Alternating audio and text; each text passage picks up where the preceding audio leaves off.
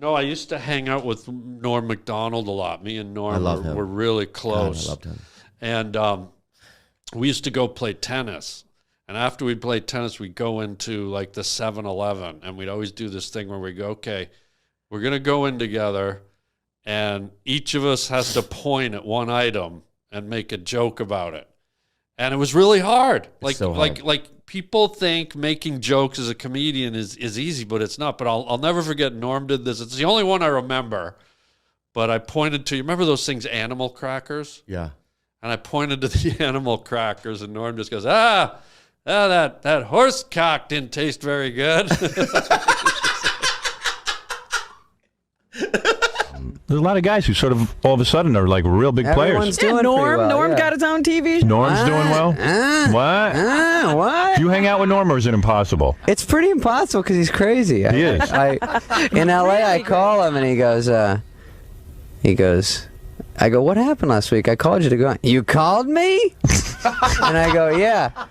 On my phone? I go, yeah. And he goes, oh, yeah, I got that.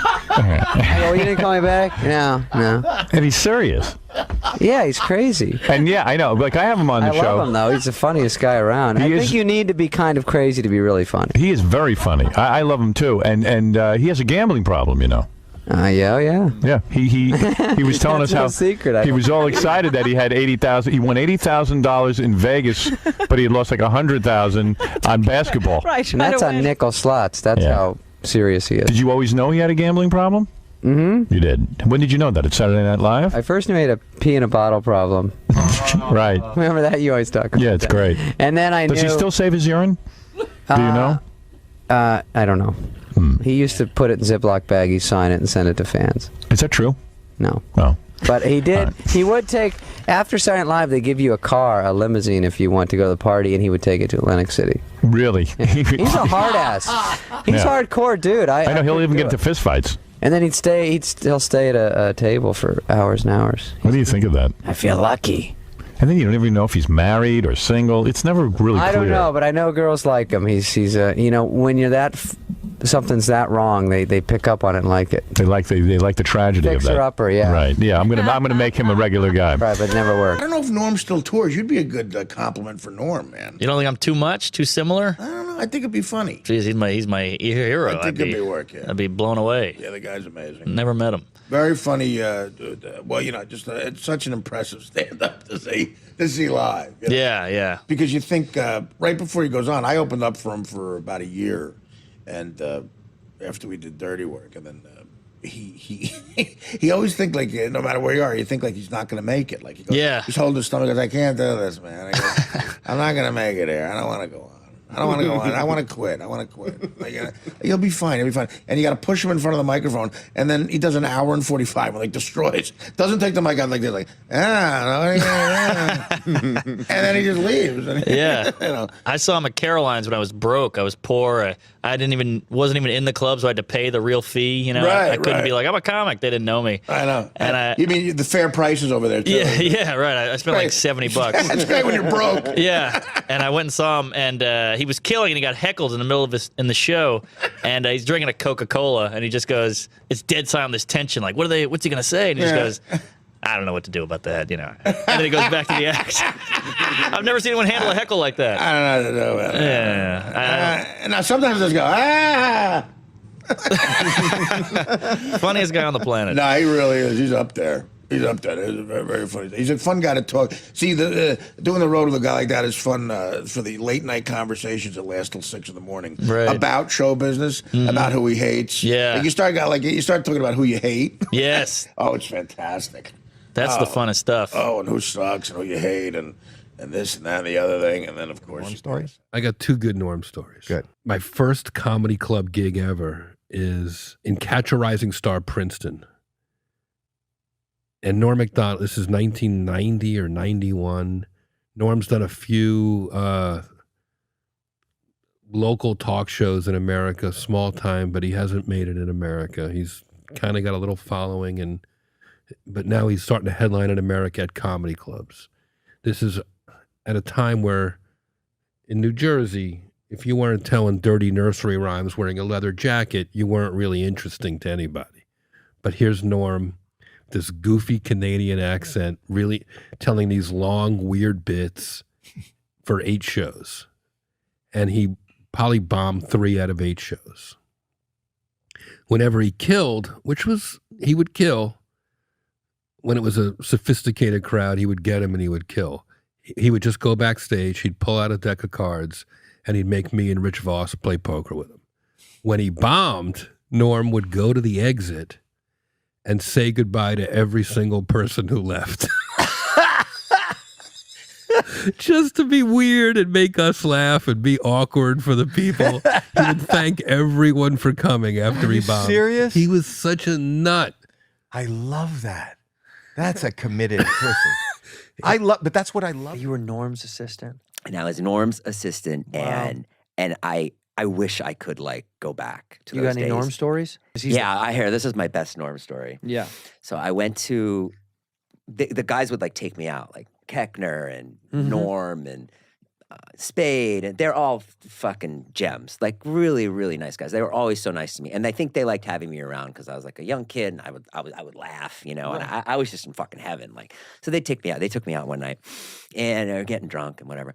And so I meet this Australian girl, and you know, we go back, fool around, whatever. And I come into work the next day, and I turn to Norm, and I go, I gotta tell you something, man. I go, and don't tell anybody. And he goes, oh, yeah, I won't tell anybody, yeah. And I go, like, last night, I know with this girl, the girl at the bar, she goes, she snorted cocaine off my cock. Like that. And I was like, I don't know, I'm 20 years old or whatever, you know, and I'm like, I couldn't believe it. I'm in the city for the first time, you know what I mean? Like, Yeah.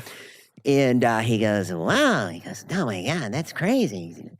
Cocaine off your cock. And I go, but don't tell anybody, you know, 'cause I don't want anyone to know. Like, and so then maybe like, I don't know, 5 minutes later, the fucking UPS guy comes in, you know, with the packages or whatever. And he's like, oh, hey, Daryl. And he's like, hey, Norm, how you doing? He's like, hey, you see this guy right here? Guy likes to get cocaine snorted off his cock. And I was like, you know, now I wouldn't be embarrassed, but I'm fucking mortified. I'm like, I'm going to get fired. yeah. And he did it. He did it for like 3 months. To everybody. At any point, like I'd be standing there with the jokes. He'd be like, Jason, go get the jokes. And he'd be smoking on the hallway, and he'd be like, no. Because, you know, he fucking had like a really high bar for jokes. And fuck that. I'd be like, oh my God. And then there'd be like a page standing next to him. He'd be like, hey, you know, Jason? Guy likes to have cocaine snorted off his guy. So fucking funny. He did it to my mom. He said it to my mom once. No. Yeah. And then I remember because the other part of the job was that I would work the door at the parties. And my mom came down for the party. At the after party. The after party. Yeah. And she, and I was trying to keep Norm away from my mom so he wouldn't say that to my mom. And of course he goes, you know, Jason likes to have cocaine. Snorted off his cock. And my mom was great. She goes, well, I bet you do a lot of weird stuff too, Norm. Can you share some of the stuff? With Norm? Yeah. Yeah. That you have with Norm? It was just, he reached out. He was a big, when people were going through it, Norm was one of the guys that would always reach out. And yeah, that was it. Just reached out. He sent me some cool stuff about like, funny will win. Yeah. That was the coolest shit ever. Yeah. Yeah, He that's was amazing. like, there's a war right, I don't want to spill the beans on a nice thing, but it was like, You guys had a private thing. yeah, it was cool. But and he it was ended, very supportive when you were going he through your spoke stuff. like poetically. Yeah. It was awesome. Yeah. And it ended, one of the messages ended with like, in a war for comedy, I think the ones with jokes will win. I was just like, yo, Yeah. That's fire. Norm MacDonald is king. Yeah. Yeah. And he amazing. in no way has to do that. No, You know what I mean? No. To reach out, you know, especially at that time, I thought was really cool. it was 2 years ago. I mean, he had, Yeah, as he's battling something, no disrespect, Yes. way worse. yeah. You know what I mean? He's like, hey, Yeah. you need help? I was with Adam Egget most of the time in Austin. The guy, you know Adam? Yeah. From And- the store, right? Yes. Yeah. So me and Adam went to the Cowboys Eagles game, and we were hanging out, and the whole time, because he was best friends with Norm. Yeah. So he was like Yeah. going through it, but he went through it the same way as like we just talked like Norm the whole time. Like the whole game, we'd be like, you must have. Yeah, you got hit pretty hard. You know what's worse than getting hit like that? Blood cancer. It's no good, that blood cancer. Just like that the whole time. It was great. I hope that wasn't sharing too much for Adam. Nah. But it was fun. Norm's the best. Yeah. Well, it was, but he died of fucking. Oh, right. I forgot he fucking vanished. Yeah. Norm. Yeah. Classic. Years old, right? And I'm 16 in the audience. And then I got to become this huge fan of Norm. And he was Norm. But back then, there wasn't a lot of people doing stand-up like Norm. Like, there wasn't this sort of angle of sort of this absurdity to it, this sort of, it was more of a structured, down the middle way of doing stand-up back then. And so Norm was this sort of, it was a curveball. Yeah, this sort of curveball, and we just couldn't get enough of it. So every time we was in town, we'd be down there. But Howard Wagman told me this story about Norm, and the first time he came down to do stand-up at Yuck Yucks in Ottawa, and he got off stage, and he was disappointed in how it went. Norm was. He said, "I'm never doing this again." He walked down the street. Howard Wagman chased him down Spark Street in Ottawa and said, "No, that was great. You're coming back." And he made him come back, and the rest is history. I was on a plane with him accidentally twice. Nice. Twice. That must have been amazing. Twice on two separate occasions. Just totally random. We sat next to each other on the plane. I'm like, whoa, this is crazy. Yeah. And the last one, it was so funny because he was telling me about how he quit smoking. Yeah, I quit smoking. It's fucking, turns out it's real bad for you. Like, this whole thing about quitting smoking. And we're talking about it, like, how hard was it to quit? This whole thing. The moment we land, he walks into the gift shop, buys a pack of cigarettes, and he's lighting them before he gets out the door. Yeah. And I go, I thought you quit. He goes, I did, but all that talking about it made me want to smoke. Yeah, it's probably all an elaborate setup, right? He probably was planning it the whole way. I don't know. Who knows? He probably doesn't even smoke. He was just doing it as a gag. No, he was. Did you know he was sick? I didn't know. No, me either. You said you had two stories. There was what's the other one? Oh, so he'd invite me over to SNL once in a while to play poker on off nights, on Monday nights or something, and to watch him play poker while watching Monday Night Football and a baseball game. Like, he was a gambler, right? And I guess somehow one time I found myself on a tape night on a live SNL. I'm in the hallway with a bunch of pages, writers, basically plus ones filling out the hallway. I don't know if I'm sure you've been up there enough to know that where the reception is, there's a lot of hubbub. Right. You can go to the dressing rooms this way, and to the right is the studio, and makeup, and there's a lot going on. Yeah. I believe Rosie O'Donnell was hosting SNL, and her very best friend Penny Marshall was there to support her. Penny Marshall, at the height of her movie director swag, is walking through the hallway with her head down, sunglasses on, baseball hat, doesn't want to be bothered, treating all these basically writers and NBC employees and me and Norm as big-timing us, pretending we're just looky-loos out on the street, right? Just doing a celebrity don't bother me moment. Flyby. Flyby, thank you. And Norm picks up on it, and he just starts pointing and screaming, Laverne! Laverne! Laverne! And she didn't look up. She never knew it was Norm. She's just gone. Oh, my gosh. And, of course, the whole hallway's falling down. Like, I wonder if he's doing it. He did Last Comic Standing. He was the only honest judge. He would tell comics they were hacks. It was awesome. The comics hated him. Joe List did it, and he goes, Joe, you're a very good writer. And Anthony Jeselnik goes, hey, Joe, that Norm just called you ugly, which is such a great line. Damn. But, oh, my God. I met him twice, and the first time I met him was I was doing this comedy-style competition at Caroline's, and it was the Final Four. It was me, Dan Soder, who eventually beat me in the final two. It was me, Soder, Nick Cobb, and Adam Newman. Wow. And Norm MacDonald was just chilling in the crowd, watching. Damn. And he couldn't have been nicer. He was so freaking nice to all of us. Yeah. Complimenting our acts, being like, man, I could never do this type of thing, So cool. And then the other time I met him was on Last Comic Standing when he was a judge, and I got eliminated in the first round. I had a pretty good set, better than a lot of people who moved on, but it's NBC. Let's face it. That's how it goes.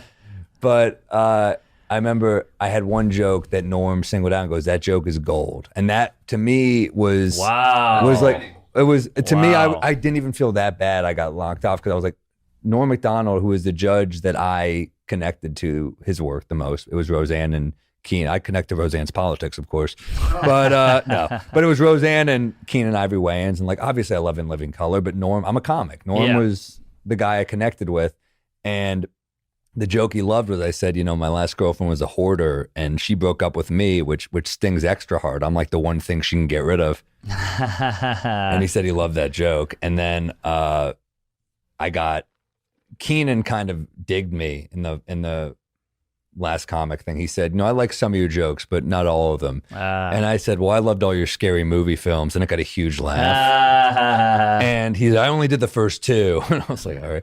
I remember I saw Norm in the food. Yeah. He couldn't let it pass. Yeah. He couldn't take the L. And that one, I knew I was out after that. Right. And then I'm walking through the thing. It was like a break. I guess they were taking a break, the paid audience. And I see Norm and he goes, I really like that you dug it. Oh. So that was a special moment. He's the real deal. He really is. Yeah, I think he could tell. And I said I met you once at Caroline's, and I told him I really... Because my story with Norm it doesn't start out great, because I did Last Comic Standing in 2000 and whatever. It never aired. And I did my joke, and I did well, and it was him. It was Damon Wayans and Roseanne. Yeah. And Roseanne liked me. Damon Wayans, he was like not... He was just like, yeah. He just like smiled and laughed. I think he said right on. I don't know what he was just like barely there. Like he wasn't, I don't remember anything either way. And then Norm was like, how many years have you been doing comedy? I'm like, 4. He's like, what? It takes 10 years to be a comedian. What are you doing here? I was like, ah. And I remember that was the biggest gut punch I got in stand-up. And I remember being at the Hilton by where they shoot all those shows. By where is that? Universal City? Yeah. That area? Yeah. I was in the Hilton and I was just like I couldn't even eat. I was like, this is horrible.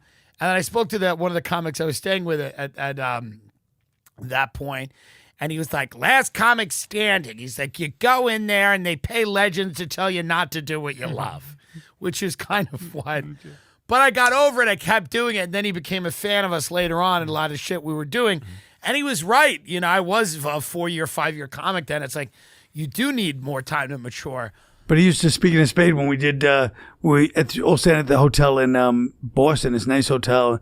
And one day we were just sitting in Spade's room because he had a big room, Yeah. And we're all sitting there and then suddenly the door rings and it's like $800 worth of like steaks and stuff like that. And then Spade's like, I don't think I ordered this. No, goes, I ordered it. I figured you said you were hungry before. And he's like, and he would do it all the time. Spade, and then Spade would just be like, so funny along, like, I don't know if I wanted to pay for everybody's eat. These people I don't even know. Like, I figured you're hungry. Everybody's probably hungry. You guys are hungry. You just be sitting there and you eat like the steak, like just cut it like, a cartoon technique. Yeah, right. This is good steak. With his oversized t-shirt. And it would play off each other. Watching them was like one of the funniest things, like watching a TV show. I was writing like bad sketch jokes my first year in LA with a friend of mine at the Coffee Bean. I don't even think it's there anymore, across from the mall. And it's late and they're about to close down. And in walks Norm Macdonald.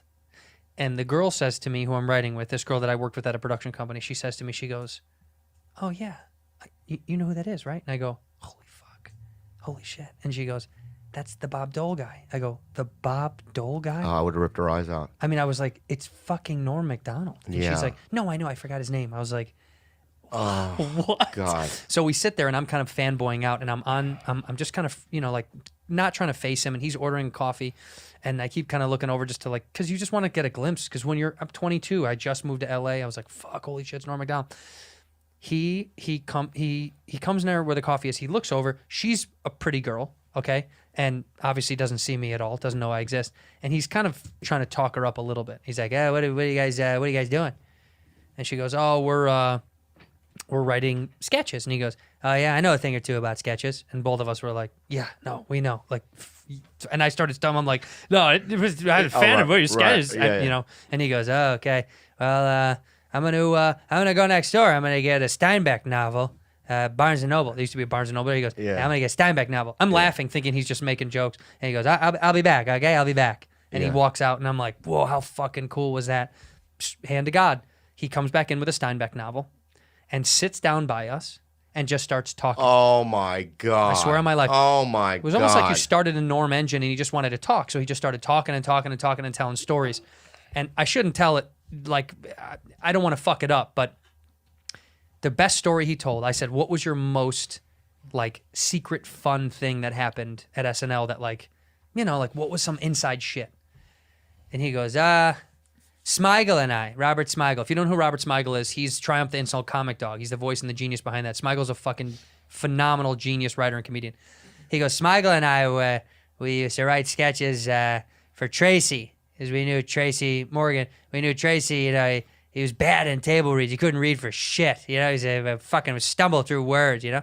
So one time we wrote this sketch that we knew was going to tank. Lauren hated it.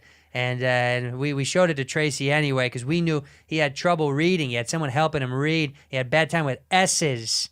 So we wrote this sketch about this guy who's like a gay animal handler named Brian Fellows. Do you remember that sketch? Yeah. Brian Fellows? And he goes, if you look, the best part for us was it was Brian Fellows, apostrophe S, Safari Planet. It was 3 S's in a row is the sketch that we pitched. So in the room, even though the sketch was bad, we knew Tracy would go, Brian Fellows, this is Brian Fellows, this is Safari Planet. And we knew we would crush in the room. He goes, and everybody lost it. The sketch, he was like, the sketch was terrible. But Tracy would go, Brian Fellows, this is Safari Planet. And Norm goes, and he goes, that is the funniest thing. We used to fuck with Tracy all the time. And dude, I was like, my heart was filled with comedy warmth. This is the most wild part. Again, I don't believe that this happened. To myself, I'm going, this is a lie. You're making this up. Right. But she's my proof. We walk out when they finally close the doors. After they're like, Mr. McDonald, you can stay. You know, the Coffee Bean kids are sitting just listening. We all walk outside, and he starts taking off, kind of headed north on La Cienega. And as a joke, my friend goes, do you want to ride? Are you walking? And he goes, no, I don't want to get in the car with you. And we start laughing, and he goes, okay, shotgun. And he comes and runs, sits in the front seat. No. I swear to God on my life. Oh, my God. Her car. I'm sitting in the back seat, and he's showing us where to go, and we drop him off at his house, and at this complex. And he gets out, and he kind of opens the door, and we didn't say anything the whole car ride. Right. We just listened to him going, left here, right here.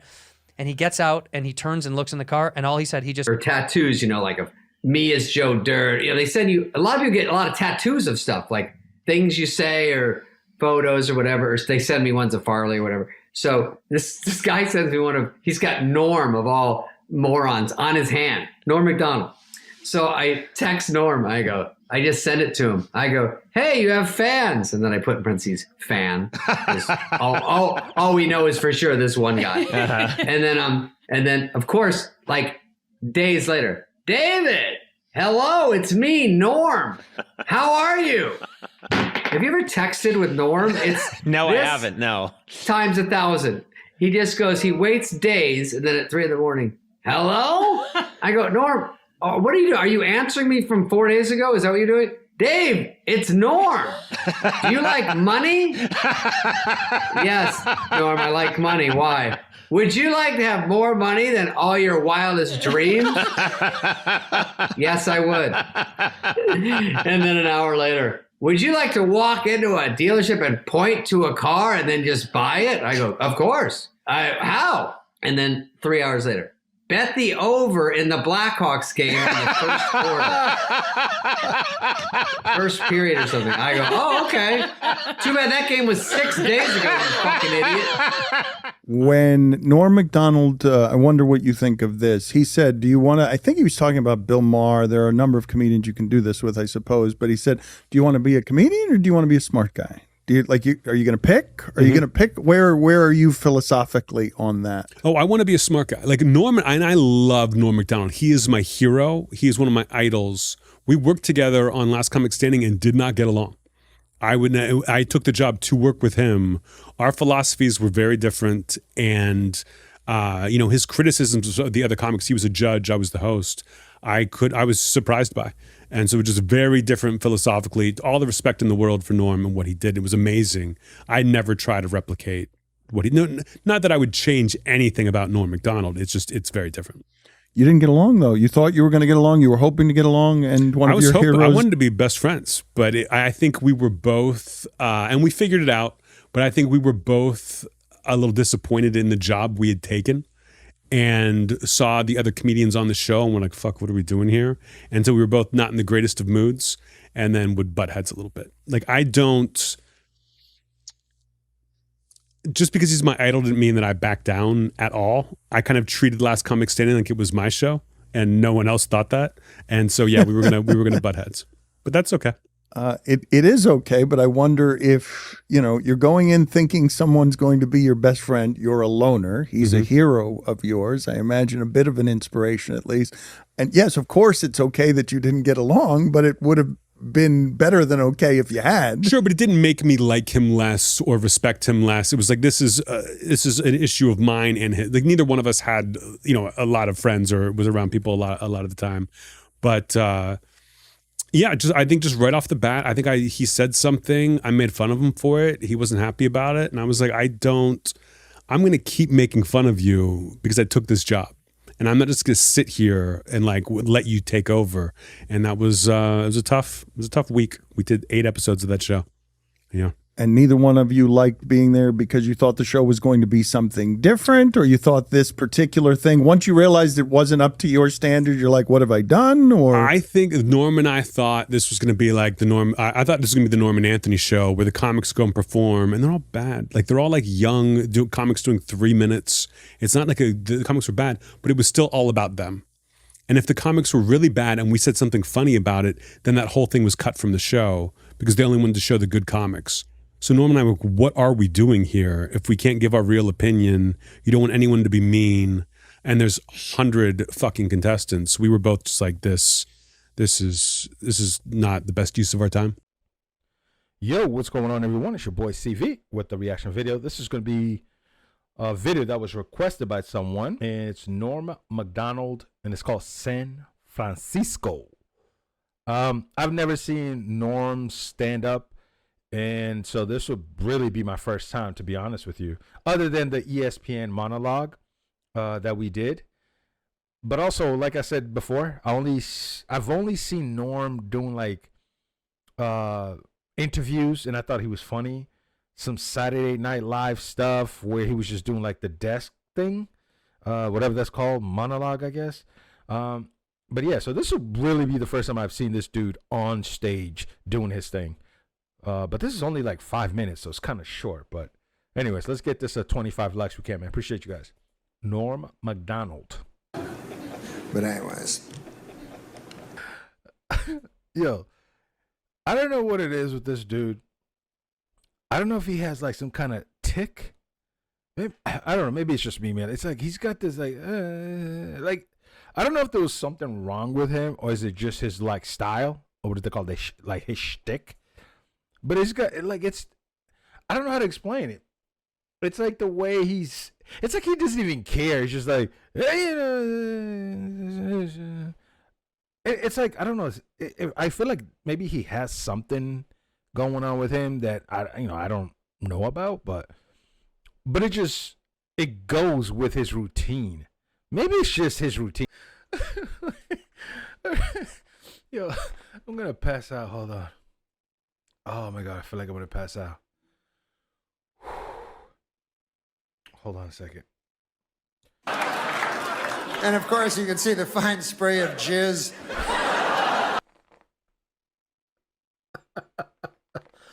Yo, the fine spray of, oh God. Arcing over his tongue as he... Wait, it is the thing. So much pride when I see that picture. Yo, let me tell you guys something. Do you think the voice crack was in there? I think it just happened. That made it so much funnier. I don't think you can plan a voice crack. Bro, oh my God. Can you imagine this? Just what, 5 minutes of this joke being done today? You would be on TikTok and The View the next day, calling for your head, calling for the microphone out of your hands. I don't know if you can get away with that stuff today, man. Even though to me it wasn't even that bad, but the fact that he says, look at the picture, he's got about 18 stuffed, jammed up there. You know, I can't even say the word because they might just block it. That's what's crazy with today, bro. But like I said, man, does Norm have some sort of tick, or is that his routine? Like, I don't know. Like, I don't know how to explain it, but it's like he does this thing with his voice. It's like I don't know. I feel like he probably had something going on with him in real life, and he just, you know, that's just how he is and who he is. But I think it goes with his comedy, unless if that's how he is, you know what I mean? And I just think it's great. I just love the pause and the demeanor, the I don't care demeanor. It's just like, oh, look at this guy. I just love that, man. I don't know, man. Like, it's just punches after punches, getting right to it. I do have another Norm MacDonald video that I'm gonna watch, so we'll do that. It sucks that, speaking of sucking, it sucks it's only 5 minutes, you know what I mean? Because I like longer, okay, suck long, okay, I like longer videos, okay? The joke just keeps writing himself, doesn't it? Rest in peace, Norm. But yeah, man, if there's more Norm, like I said, I got one more video somebody requested. I'm gonna watch that. This is my first time watching him on stage. Like I said, everything that I've seen of Norm is him on the desk on Saturday Night Live and like a couple of interviews, especially on Conan O'Brien. That's pretty much it. But I don't know, man. Norm is a funny dude, man. He just seems like a dude you can just have some beer with and just talk to. You know what I mean? Even on stage, he doesn't look like he's making a big deal out of this. Like, it's like he would say these things just at a barbecue. You know what I mean? Like, just freestyling it. Anyways, if there's more Norm or any other comedians, especially in the 90s or from other countries, put in the comment section below, man. We'll get to it, man. We're here to learn, explore it, and have a good laugh. You know? Anyways, keep your head up. Love you guys as always. Till next time. Peace. Norm MacDonald was the funniest man to ever live. That's something they could never take away from him. Unless you kill your wife and a waiter, in which case... Alright, that's enough. Throughout Norm's long and distinguished comedy career, we only ever got 2-hour-long stand-up comedy specials, one called Me Doing Stand-Up, and the other, Hitler's Dog, Gossip and Trickery. Today we will be reviewing the latter and taking a closer look at Norm's Netflix comedy special, Hitler's Dog, and I'll be sharing my thoughts on it and whether or not I think it's good, bad, or somewhere in between. That being said, it is a Norm MacDonald special, so I think a lot of you already know where this one is going. So if all of that sounds interesting to you, then let's hop right into it. To begin with, I hadn't watched this special in a really long time, and rewatching it several years later, it actually surprised me a lot. I used to think that Me Doing Stand-Up was the clear winner between the two, but Hitler's Dog has a lot of classic bits that are just so simple and unique, while also being brilliantly grim and deep. Without further ado, I'll go ahead and hop into the content of the special. The special begins with a shot of Norm walking through a park on a sidewalk, and while we see this nice B-roll footage, we hear Norm deliver the punchline to his classic bit about Bill Cosby being a hypocrite. God damn, at least he's not a hypocrite. That's the worst. That's the worst part of it. This is almost a subtle nod to Norm's diehard fans because he didn't even have to include the setup of the joke in there because Norm knows that we already know it. It's a great bit to start the special on, and then we see Norm transition into a bit about eating a pork chop and differences that exist when we eat at home versus when we eat at a restaurant. This is a bit we have seen on Letterman before, but it's nice to see the extended version of it in the special where it eventually goes into the way waiters talk to you when you're ordering dessert. Very funny stuff. One thing I noticed early in this hour and really appreciated appreciated about Norm's stand-up bits is how he takes his word choice into very careful consideration when doing the bits. It's apparent that Norm has worked very hard to select the funniest possible words for his audience. You guys might be thinking I'm overanalyzing this, and you may be right, but let me cook for a second. A lot of the words Norm uses have much harder consonants than other words. Say, man, I'm gonna make myself a pork chop, cook it up till it's hot on one side, then turn it over, hot on the other side, cook, change, and then cut into it a little bit, see how it's going in the middle. Guy comes, he's got a big tray, he had a canted angle, every confection known to man. Suddenly, his tone changes. It's not like the pork chop anymore. Some kind of sexual undertones going on. A lot of comedians have talked about how words with the p, t, or k sound are funnier than words without them. Gary Goldman has even tweeted about this in his Comedy Tips series about how there's something prehistoric in our brains that make us laugh when we hear a certain sound or certain words. Norm definitely seems aware of this throughout the entire special, and he does not disappoint. The jokes themselves are super funny, don't get me wrong, but when you also use the funniest words when constructing the jokes, and you own a doghouse, there's just no way the audience isn't gonna love you. Anyway, let's get back into the content of the special. Norm's bit about the desserts at the restaurant gets really silly, and we get one of my favorite Normisms when he does the You like this?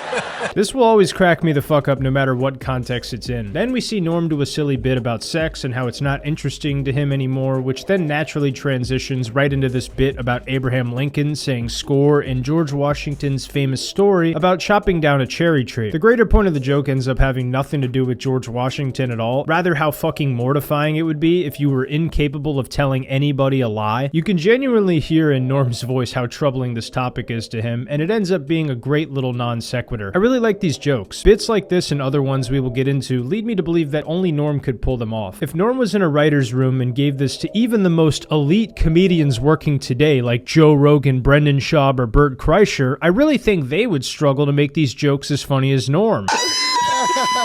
Okay, that was a joke, but seriously, Norm has this habit of lingering on jokes for a while and not being as concise as he could be, but it works especially well for him and his style. In fact, it's what a lot of people love him for, is his irreverence towards the rules of brevity. This isn't to say Norm can't have great one-liners. He does. Everyone who has watched him for a while knows he can come up with great lines on the spot as well. It's just that he finds a way to stretch these bits, waste your time, but make you happy while he's doing it. Once Norm has the skeleton of the joke compartmentalized, he just plays around with it, and he's so naturally funny that this really works in his favor. That's why I think most comedians working today, even if they were high-level comics, could not pull off what Norm does. Another thing Norm does tremendously well in his stand-up is cloaking his segues and really making it seem like a big, long stream of consciousness. There's a real stream of consciousness thing happening here, Norm. Yeah, it's called conversation. Well, I guess it's more of a conversation, really. But Norm exemplifies high-level segues, making the entire special incredibly easy to watch. Then we see a few jokes about why Norm doesn't like to go to parties because he feels like he's too dumb and doesn't have any strong opinions to tell anybody about, which is rich when you consider the fact that he graduated from high school at like 14 years old and was enrolled in university around 15 or 16 years old. I really like this joke about the triangular Cuban sandwiches because it really does remind me of how good these fucking sandwiches are for some reason. My family around the holiday season always buys these Cubans from a local sandwich shop, and good God almighty are they delicious. Norm is definitely onto something with this one. Moving on, several bits from this special we had seen in Norm's last Letterman set, or just a Letterman interview in general, like the next one we saw about him doing LSD and being disappointed that he didn't have a flashback like he was promised by his drug dealer. I think Bill Maher would be very proud of Norm for taking a stand against the big acid companies and voicing his issues with them on a billion-dollar platform like Netflix. Very cool of Norm to pretend to be a smart guy like Bill for this one joke. By this point in the special, we are about a quarter of the way through, and already I'm flabbergasted by how funny the special is. I really took it for granted the first time I watched it, but upon rewatching, I'm realizing just how clever, simple, but unique all of Norm's premises are. Furthermore, we would then see Norm get into this monstrosity of a bit that starts off with him talking to a vegetarian and realizing he's wrong morally, but this quickly escalates into his belief that if you woke up one day and realized you were wrong about everything, that you should hang yourself. He also has a throwaway observation that's so cartoonishly stupid you can't help but laugh your your ass off. Norm says it's no coincidence that the rope store and the rickety stool store are always built right next to each other. Just a completely fake observation. This is one small detail that is a cherry on top of such an excellently written bit. Then we see Norm make a salient point about how a lot of people question the motive of people who commit suicide and pretend like they don't understand it, even though the reason why they're doing it appears to most people as glaringly obvious. People commit suicide. People go, I don't understand why. And I go, you don't? Well, you live in a cotton candy house or something? What the fuck? You don't know about life? How it only disappoints and gets worse and worse until it ends in a catastrophe? What the fuck?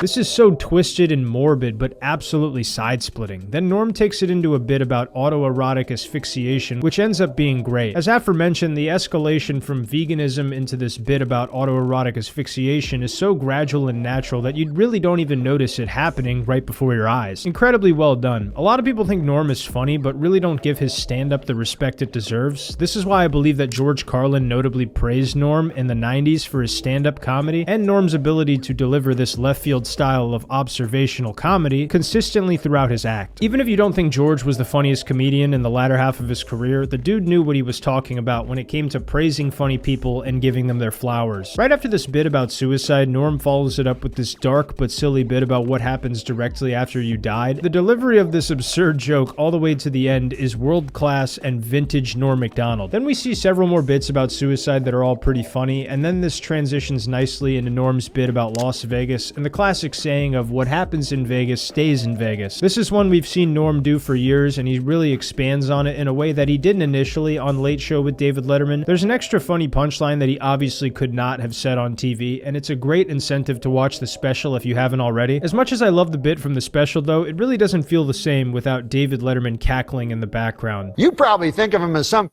that likes to bite the heads off of chickens, but this guy can... Then Norm dives into the topic of smartphones and discusses the differences between taking pictures nowadays and pictures just 1 or 2 generations ago. The line, "Who's gonna feed them hogs?" lives rent-free in my head and probably always will after watching this special and Norm's last Letterman set. Who's gonna feed the hogs? Then we see Norm do a bit about Wikipedia, which happens to have one of the most noteworthy jokes in the entire special, in my opinion. My friend and I have talked about Norm's Claude Monet joke a lot because it's a massive subversion that you would never expect. When Norm says to his friend he's going to the bathroom to look at Claude Monet and he comes back after a half hour of looking and he just says he liked his paintings, that's fucking wild. He doesn't go any deeper than this, and the guy asking Norm about him fucking believes it. Most misdirection jokes are relatively simple, but Norm took this one so much further than necessary just because he felt like it. Fucking legend. Then Norm discusses the nature of fame and how it has changed by comparing the first people to go on the moon to Instagram booty models. And then Norm highlights the absurdity of what happened with the first spaceship to the moon and how Harrison Schmitt was not allowed to even leave the lunar capsule. Then we get to probably my favorite joke of the entire special when Norm talks about metaphors and how he appreciates metaphors where they are figuratively true while also being literally true. Incredibly grim, but so fucking funny, dude. I love this joke because of its simplicity, as well as Norm giving his sincere thoughts on what makes somebody beautiful. That was a nice touch. Then we see several more jokes about leading causes of death in America, teachers being the real heroes, and how the best time in Norm's life was the time before school when it was just pure and blissful. Then we hear Norm's classic bit about how the only country he's scared of is Germany on account of them declaring war on the world, and after this we hear the joke about the $6 million man. I will say this was the only bit that didn't strongly resonate with me. It definitely isn't Norm's fault he lost me. It's just because I'm not super well read on the content of the show and the commercial. He also talks about a few other commercials, the reverse mortgage, and then the 10 commandments of the scriptures, and then Norm ends the special with his bit that the title is referencing about Hitler's dog and how a dog's love is so pure and unconditional that even a man as evil as Hitler could be loved by one. A great closing bit for the special. All in all, I think for Norm's last comedy special released while he was still alive, this was an absolute heater. I think of the two, I still prefer me doing stand-up, but if it was a roll of the dice which comedy special I ended up watching, I would be just fine with either of these. I don't watch watch as many comedy specials anymore, but I'm happy I rewatched this one to make this video. I think Hitler's Dog is a deep look into the topics of Norm's mind while he was battling cancer, with a beautiful cocktail of grimness, self-reflection, sincerity, and of course, humor. If you haven't seen the special, I'd recommend giving it a watch. If you're a fan of Norm, then you'd love it, and if you're not a super big fan of Norm, I think Hitler's Dog might change your mind on how good Norm is. Other than that, I hope you guys enjoyed the video. If you did, make sure to leave me a thumbs up and subscribe to the channel if you're new, and hype the video to help more people see it, and comment your thoughts on this special down below. If you want more content from me, click the link on your screen to check out my last video where I compiled 30 minutes of Norm Macdonald brutally roasting people throughout his entire career. I know you'll love the video, so click the link to check that out now. Other than that, I hope you have a great rest of your day, and God bless.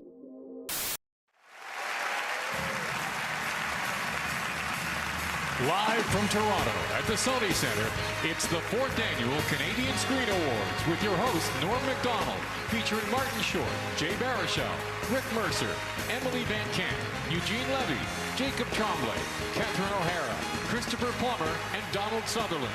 Now, please welcome Norm Macdonald.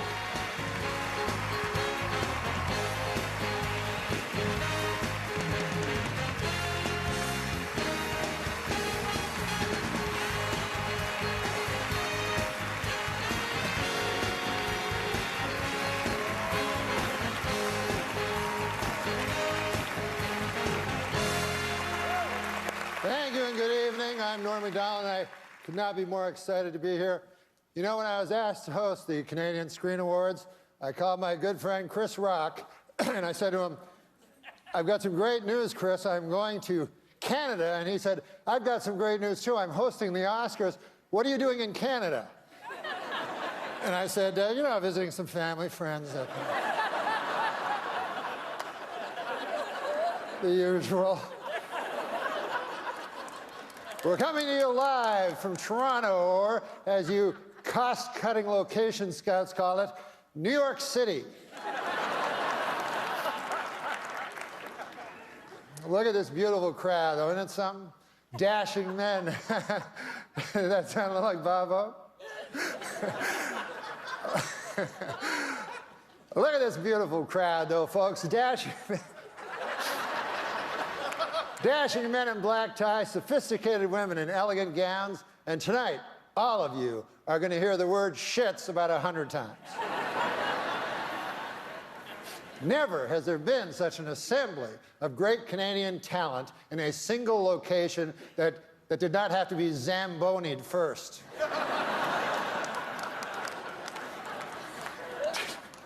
Tonight, the CSAs are being seen in over 50 countries. Isn't that exciting? Oh, wait, I'm sorry. Don't wait. I misread that. 50 counties.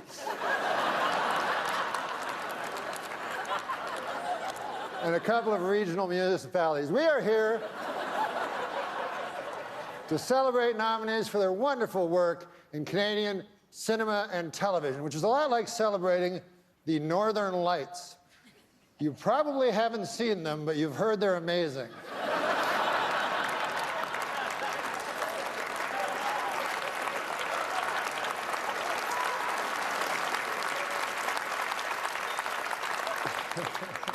You know, we were worried people would record the show and they'd just fast forward to the good parts, as is the want these days. So we have put a plan in place to prevent that from happening. We have decided to not have any good parts.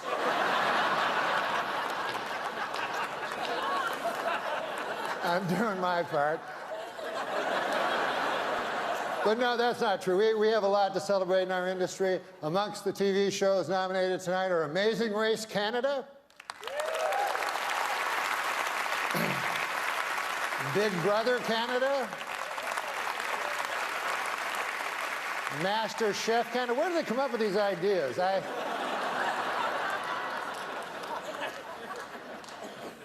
We are honored to have the great Christopher Plummer here tonight.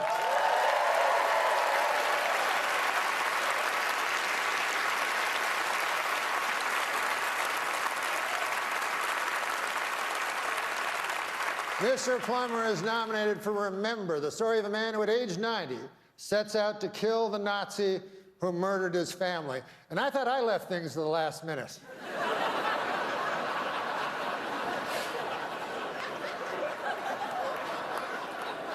But it's been a wonderful year for Canada. It's been a especially great year for one little guy, one adorable little Canadian youngster who's already accomplished so much. Of course, you know who I'm talking about, Justin Trudeau. Hasn't he had a wonderful year? No, I'm kidding. I was misdirecting you. I'm talking about Jacob Tremblay.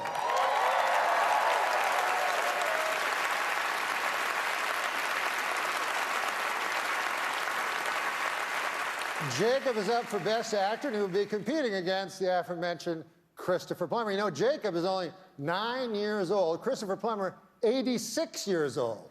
But they have a couple of things in common. One, the deep love of their craft, and two, they are both up way past their bedtimes.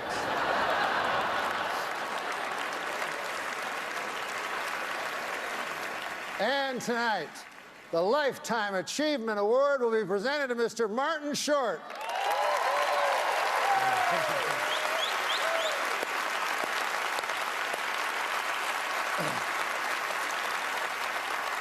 It's the Academy's way of saying, thank you so much, we've had enough. A little Don Rickles. As a friend, it's over. Ingenue Ellis is here tonight. Absolutely. She has done some powerful work in the Book of Negroes, which tells the story of a woman confronting the tragic legacy of racism in 18th century America. Oh, did I mention on the show Sunnyside, I play a talking manhole?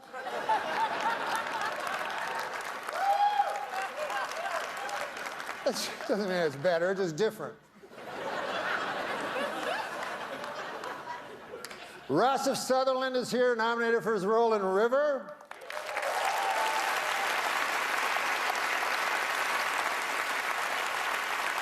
And he is here with his iconic father, Donald Sutherland, who has come to support his son. Not to compete with him like someone I know, Eugene Levy.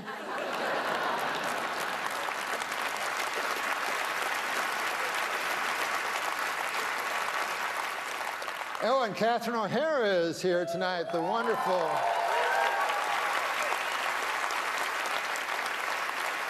That's a beautiful dress you have on, Catherine. I don't know if I'm allowed to say that. But Catherine is an actress of extraordinary range, from her many characters on SCTV, of course, to her work in Best in Show and Home Alone, and perhaps her most remarkable performance to date as a title character in the Book of Negroes.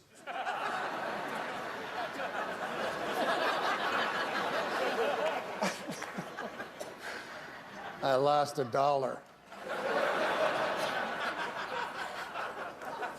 It's been a busy weekend getting here. We lost an hour. As you know, daylight savings time went into effect last night. I give it 6 months.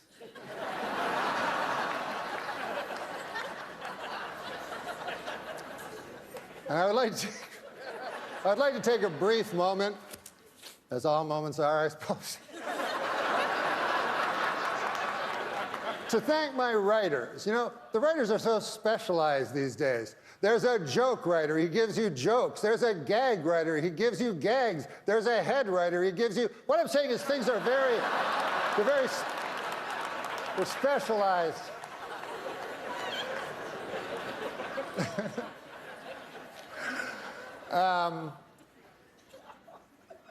Well, we're going to start the show, but I was... It hasn't started yet, you didn't know. I saw a wild look of alarm cross your eyes. But I was backstage yesterday, and we were doing rehearsals, and I asked, what is the statuette called? And they said, it's called the Canadian Screen Award. And I said, well, that seems kind of dull. Like, what? That's the name of the award? And they said, well, we've been bandying around different names, but none of, they said in Canada it takes a long time to get stuff done and stuff. But one of them that they said, one of them they mentioned was the Candy. And I think John Candy, I mean, who doesn't love John Candy?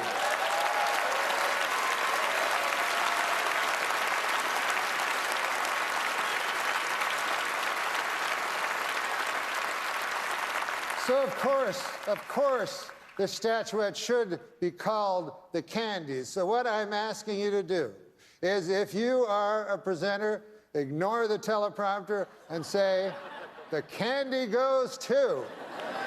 And if you are lucky enough to win one, go, I won a candy. What do you think of that? Can you go along with that? Excellent. That would make us a better nation.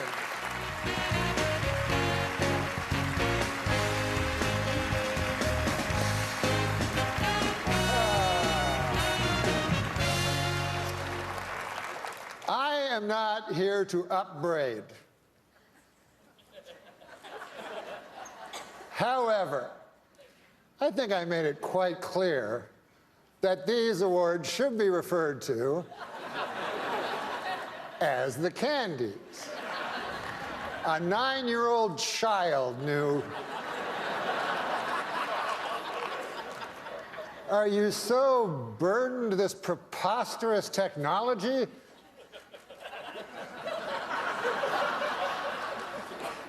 So I would like not to see that again.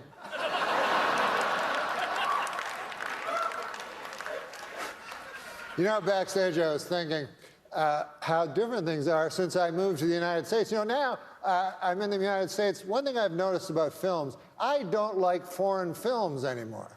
You know? They're all like artsy, kind of not my cup of tea. But when I grew up in Ottawa, by God, I loved foreign films. You know, Star Wars, Smokey and the Bandit. Do you remember that one?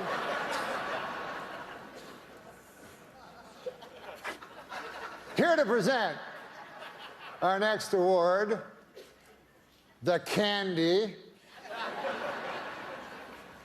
And this will be the end of my upbraiding, I hope. Is an accomplished actor. All right. Hey, before we go on any further, how about a hand for the band, huh? Good job, guys. George St. Kitts and the Candy Band. Who can take a sunrise? Come on, guys. Sprinkle it, but they can't. Well, whatever.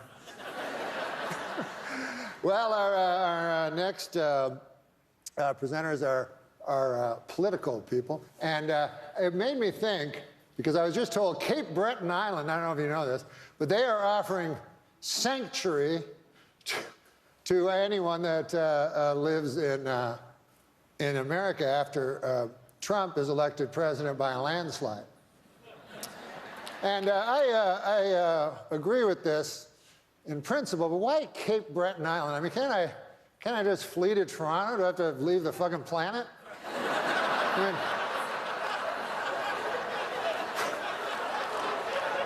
mean, I just go to Baffin Island while I'm at it. All right, now welcome to the stage, two Canadian. Oh, the Candies are going great so far, aren't they? I would like to say to Eugene Levy that there's no reason to be ashamed of your son. My son only this morning punched me in the chest really hard. Listen, I have some good news. I just found out that all of you here tonight will be getting a swag bag. Yeah.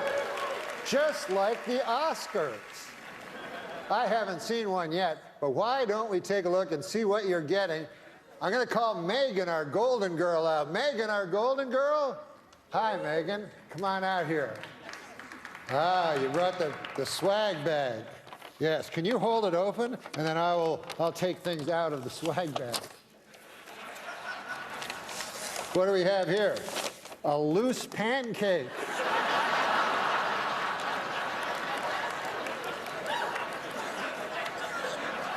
What else we got here, Megan? We got, oh, this looks cool. It's a CD, you know what they are, of Nelly Furtado singing all the national anthems.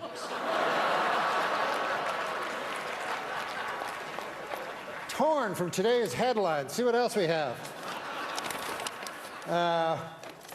We have this. Ah, yes, this. This is a bottle of Eau de John Cherry Cologne. It's for the gentleman in the audience. Now, what else do we have? Hopefully something a little funnier than the last one. Here. We have a 30-minute massage from producer Robert Lantos.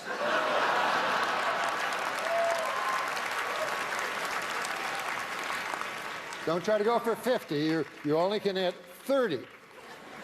Now, what else do we have here? Oh, a curling stone. You know what these are made of? I always took them for granite.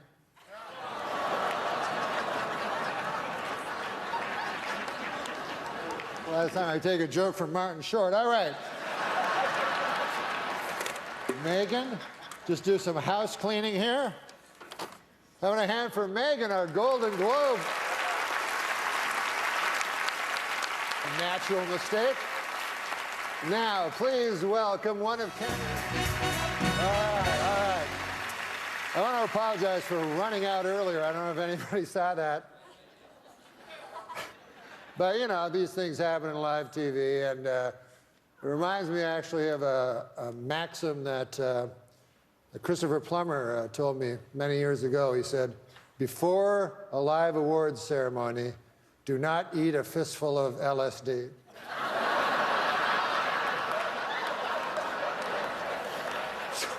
Take that with you.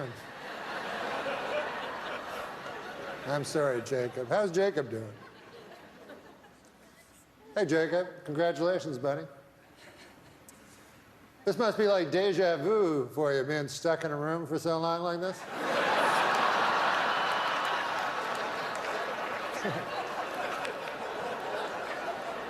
All right, folks, please welcome.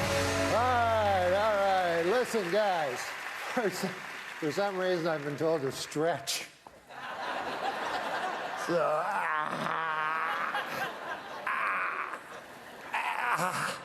oh, I've never tried that before. The show's over, folks. Good night. But for the first candies, respect, peace.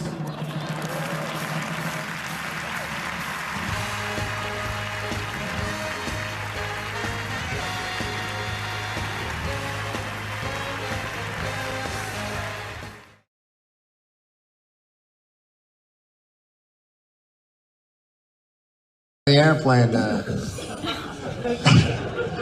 I was flying, and you know they have those. I was saying about I was talking about the emergency exit rows.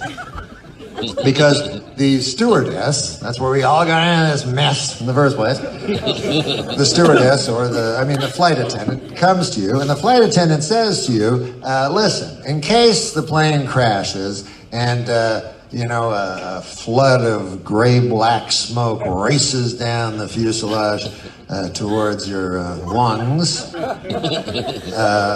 Would you mind letting everyone else out before you? And then you say, yes, I will do that. Funny thing is, I was going to ask you if I could do that. That's the funny thing. Before you asked me, I was going to ask you because I feel it's well worth the extra 1.5 inches of leg room.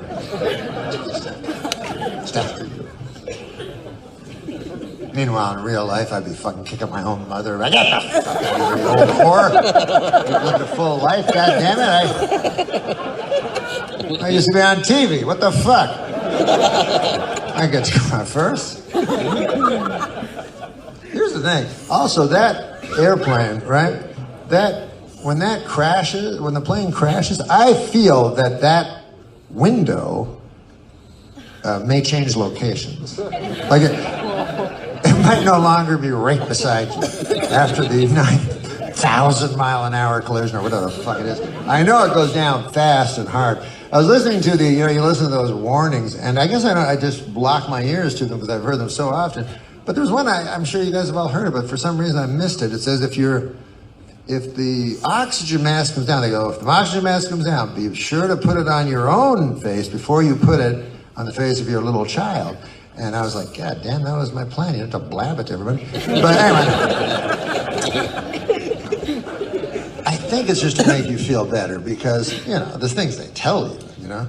They go, by the way, in case of a big crash, don't forget that your seat cushion is also a boat. Who the fuck believes that? Go, hey, honey, man, you're going to be cheap at the cottage this year. I just bought us 5 boats. And of course, that never happened. You ever hear fucking, hey, you turn on the news, hey, a plane crashed in the Pacific. But don't worry, everybody floating around on their fucking boats. They listen to the lady. Everything's cool, everything's fine. No, everything's, you know, you have no chance. If a plane crashes, right? Think about this. You ever see a plane crash? They take pictures of it, videos. They don't care. And that's because you never see a body in a plane crash. And that's because the speed vaporizes everything so that there's nothing that even resembles a human being. It's just a whole bunch of, just, I don't know, it's stuff. It's stuff. That's what it is. It's a plane load of stuff. They go in, they go, God damn, there's a lot of stuff in this fucking plane. And then, the loved ones of the victims, they want the stuff. They don't call it stuff, they call it remains. It's a nice word for stuff. Ashes to ashes, stuff to stuff. They want the remains, you know? And I understand that, you know what I mean? Like they go, oh, God, man, I can't get to sleep because my firstborn Mitchell, I love him so much, I can't even get to sleep because I keep thinking of his final minutes on that airplane. If only I could see his remains. I'd get a good night's sleep then. With that picture imprinted on my head. I'd be just like an Ambien. I'd be almost... Then I could put this whole thing behind me. And you're not going to get the real remains. It's not like they go on the plane and go, hey, look at that strawberry blonde lock of hair. I bet that belongs to Agnes from sitting over there. Didn't you find her shin bone earlier there, Jeff? Put that over there. Reconstruct that. What the fuck, are you crazy? They just go on the plane. They go, holy fuck, look at all this stuff. And then they go, here's the ID. It says NORM MACDONALD, 190 pounds. Okay, shovel 190 pounds of stuff into a bag. Let's go. Daylight's burning. Stamp Norm on the side of that one and send it off to his mother. His mother wants to see it. And then my mother gets it and goes, oh, excellent. Good, good. Wow. Now I can look back and laugh at it. Hey, I don't remember Norm having 3 eyeballs. I guess none of us really knew him after all. Each one a stranger from the other.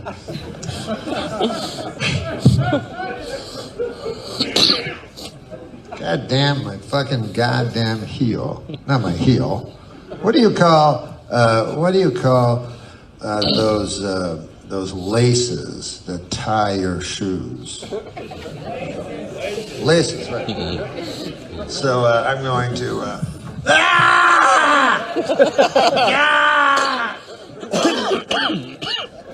tie my shoes.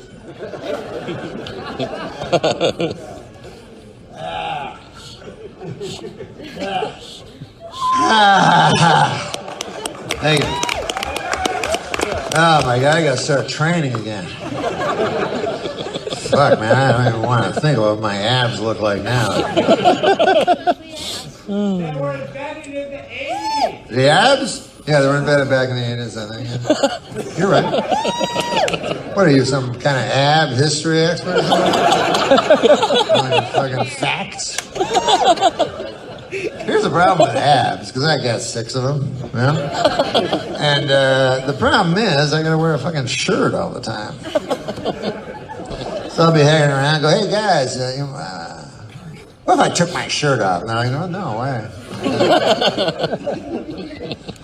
It's like when you have if a guy has a big cock, right? Now, I don't have a big cock. But if a guy has a big cock, how the fuck is the girl supposed to know? You know, like I know they say, look at the guy's feet, you know? And I don't know if that's true or not. I do know with ladies, however, and this is a thing for you men, a little tip. If you go into a bar, you're looking at women, right? Check out their feet. Because if they have big feet, they're going to have big tits. It's a little trick.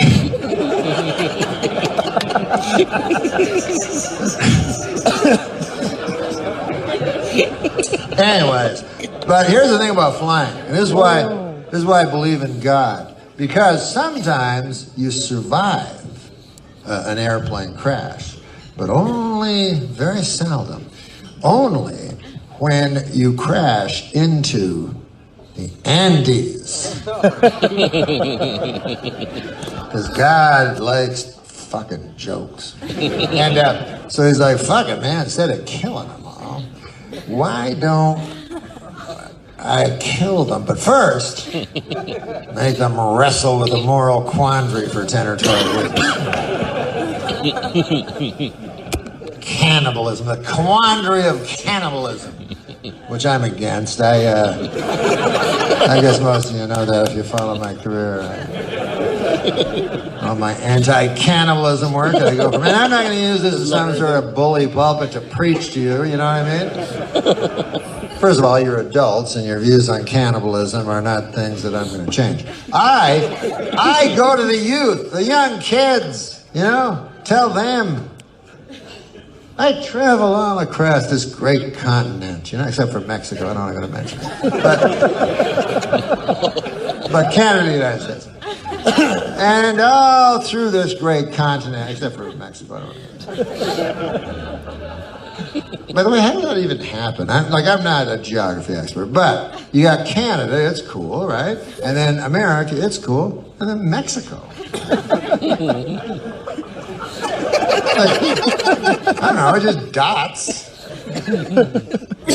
Dashes, I guess they call it nowadays.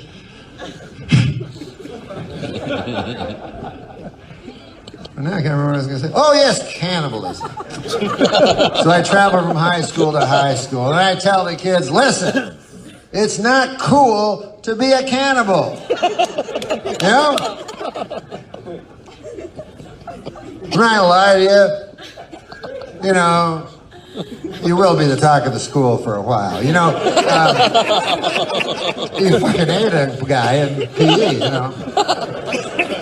But in the future, I'm talking about, you know, because they look back on your fucking Twitter and shit, and then they go, oh, what's this one? I ate a guy.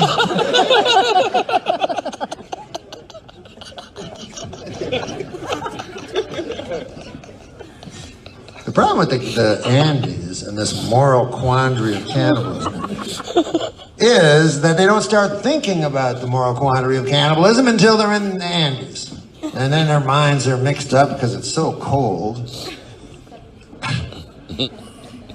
I am prepared for any eventuality. As I like to pride myself on that. At any eventuality. Like anytime I'm on an airplane, as soon as there's a little turbulence, I go, I'm eating that fucker in 14C. Fuck it, I saw him on the way in. That looks delicious. Big fat guy, god damn, he looks good. It's mine. And as soon as we crash into the end, he's like pulling behind a fucking snowbank. And then everybody else would be, and then 60 days would pass, and everybody would be like, what do we do? You know, maddened by hunger, they're trying to make it, and I'd be like, brap. What was that again? What's the problem? Anybody want to do crunches? I feel like I need to do a few crunches. We're getting a little... And they go, okay, we've taken it to a vote. We're going to eat the corpses. Okay, where are the corpses? And I'm like, huh? Oh. Corpses, yeah. See, the thing is this. I know where there's a whole bunch of bones. A lot of meat on those bones, if you look. And then they can't do anything to me because fucking they haven't eaten in 80 days. I'll eat those fuckers. They're trying, right?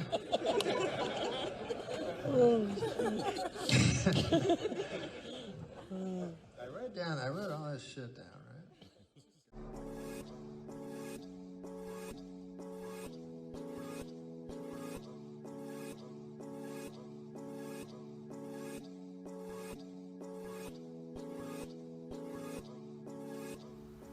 You. What up? All right. So, we got another one from Norm MacDonald. Okay. The great Norm MacDonald. Yes. Yeah, man. What we got? This is golf and Tiger Woods. Okay. Yeah. Golf is a great sport, and Tiger Woods is one of the greatest of all time. Yeah. Yeah, definitely. Well, let's see what Norm's got to say, man. Yep. Listen. Norm's right. I mean, what do you expect from Tiger Woods? Like, were people surprised when they found out this nigga was like fucking different? I think it was like porn stars too. He was fucking like all kind of porn stars. Yeah, man. Yeah, man. It's a wild story. Man. Yeah, like going on, man. And you know, it's just Tiger Woods. He's a mainstream. You know what I'm saying? He was at the top of the $1 million man. You know what I'm saying? $1 billion athlete. You know what I mean? Like you said, like Norman Dobbs said, he was the most faithful man on earth. You know what I mean? Statistically, he probably was. He's right. Millions upon millions of bitches. Yeah, women. He probably could have had. Yeah, probably only had like 50 or so. So statistically, yeah. Damn. Yeah, that's funny, man. That Norm MacDonald, man. Like, Norm don't care. Norm don't care. When I look into your eyes, though, I'm not joking. When I It's just I've never had a talk show host say that to me. When I look into your eyes, I see. And I've done hundreds of talk shows. I see an eternal being. Thank you, Norm. A lovely thing to say. So do you think there is such a thing? And as what? As a supreme being? No, an eternal being. I think we all are. Oh, what surprises you about me? What surprises you about me? You mean just during this interview? Just in general. You seem kind. That's surprising? Uh-huh. Because I would think you were cold. Right. And yet you're warm. Oh, thank you. And in your eyes, I always go by eyes. Again, I always go by eyes. You should. And it's what if someone's blind? It's not sexual. It's not only sexual. What if someone's blind? My dad knew a blind man.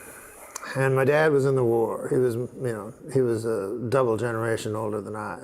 He had me when he was 50. So he was in. That explains a lot. He was in the great one. And all his friends were old. Right.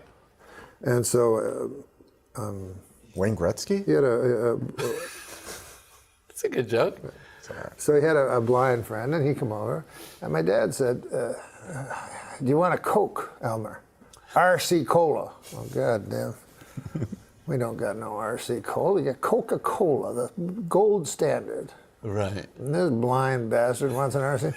So go down to Avonmore, pick up an RC. Well, that's a 1.5 mile walk. Right. So I walk with this blind son of a bitch. And he says to me, he wants me to describe everything. So I said, okay, well, on the left there's some cows lowing, and, there's a fence. He goes, is it like a wood that's near petrified? I said, yes, it is. And how big is it? 3 feet. I said, John Neil Margerison used to own this land. He said, I don't want to hear that. He says, just tell me what is. And so all of a sudden, I saw things as they were. I was very young, but I'll never forget that. because I had to see for this blind man, I had to see and describe not my opinions, you know. Right. So when I went by John Neal Majeruson's house a half a quarter later, right, I didn't mention John Neal or anything. I just described the house, right, because that's all he wanted to see. And then I began to realize that life is what is, not what you think it is, or not even what it appears to be sometimes. Mm-hmm. But I think you would agree that your life or my life is just a series of facts, a series of incidents. It's not what you dream or hope or believe, it's what you do. I would say the exact opposite. What do you think it is? First of all, you mean to tell me this does not end with we suddenly realize, why the hell are we getting this blind man a different brand? That's not the punchline? Oh, no, there's no punchline. Oh, my God. I thought I was expecting being... it. Yeah, that was Didn't you see a million textbook. miles away? 1000%. Why are we getting a different brand Coke for a blind man? That's not where we're going? Well, he didn't. His sense of taste was expanded. He doesn't drink it through his eyes. I guarantee you could fool a blind person with an off-brand Coke. But anyway, let's go back to your question: is life the facts, or is it what we think it is? And I would, to me, the facts are somewhat irrelevant, and what you dream, hope, imagine is the reality. Our life is the perfect testament to that, because everything we are is only because we imagined it. Yes, but you imagined it into being, and so the being is what's important. Yeah, no. Because the imagined made it. What if you just sit at home and imagine things on your chair? Are you just a person sitting on a chair, or are you what is in your mind, the imaginings of your soul? You're the imaginings. The real world is not this. Mm-hmm. These are props. This is the trunk. Is this the real? real? Act is in here. Is this the real world? If you were really funny, you would have poked me like Mo. I mean, there's a reason that we don't look at each other in the chest. Isn't there? Yeah, but we take notice of the chest. We look in the eyes, but we also look around. You like a chesty lady, right? I'm not. Oh, God. I know it's time to close my eyes to what and open up to new friends. Leave my heart in Berlin, where the tables turning, seeking up. What's next for Jerry Seinfeld? We'll find out. After this? No. Oh. Because you're a young man. I'm 62. What? Really? 62. Look how lucky you get. Look good. Yeah. Looks a lot better than me, and I'm 68. Dreamlike. How fast did that go? I found it dreamlike. Me too. It's a wonderful thing. Yeah.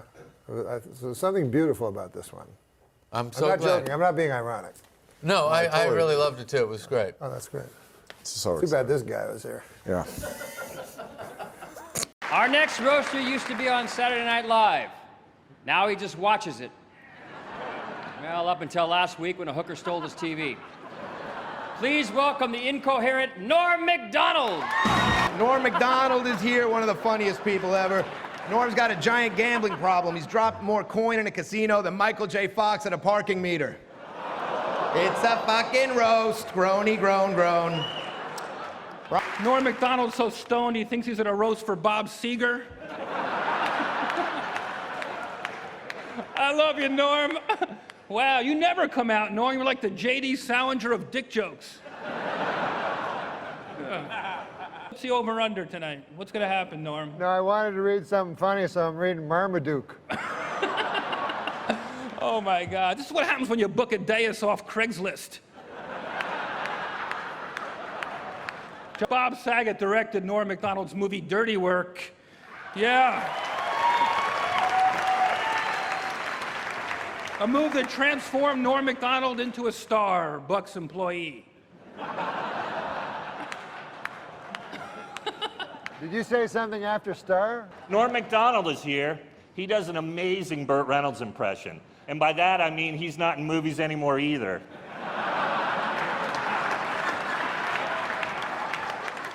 Norm MacDonald. I've never met you before, but I want you to know I'm carrying mace. Jim Norton is a pervert. He's a necrophiliac. Last night he fucked Norm MacDonald in his career.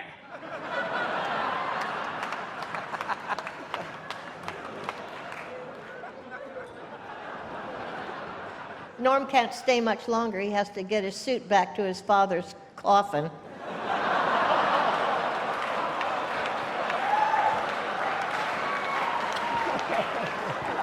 Norm MacDonald. Norm, too bad this isn't a real roof you could jump over after that set. Norm MacDonald, God bless you. Watching your set was like watching Henry Fonda pick blueberries.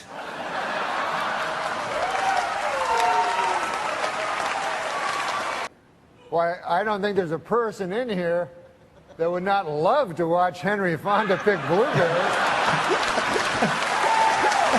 You know who you look like in profile? Brando. Oh, Marlon Brando? Yeah. Towards the end? I'm not kidding.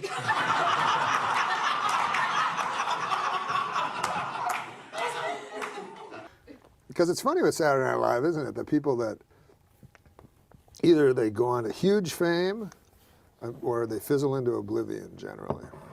Yeah, yeah. And it's... then there's me. And then there's you. No, but... And it won't go away. Come on, baby. This is the New York Times bestseller list, not the New York News.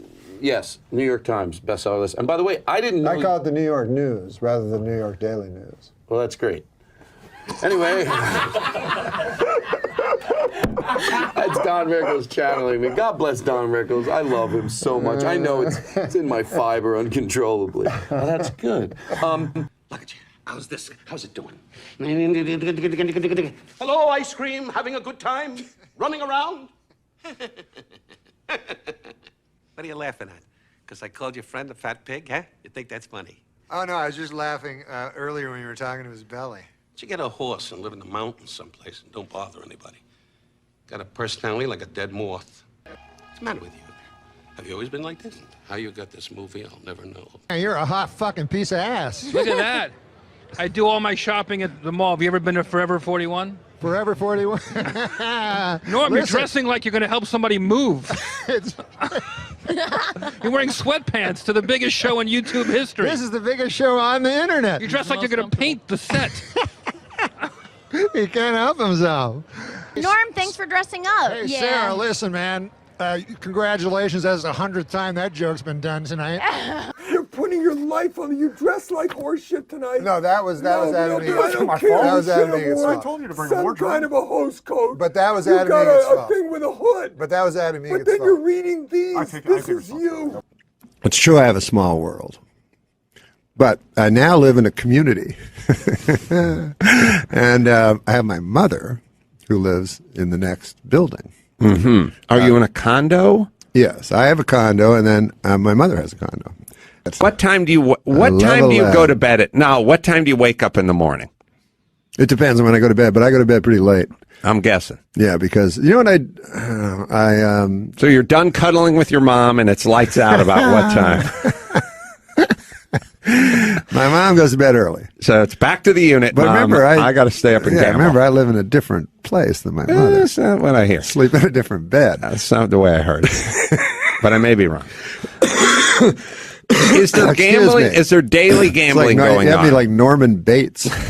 Let's see now your montage. This is very exciting for me because I never got a chance to see it. I trimmed the fat. I think I got a nice short package here of all the greatest trimmed the hits. fat. So Let's if take we a look. could, let's roll the clip of the first day of the Masters. Thanks for doing this. Yeah.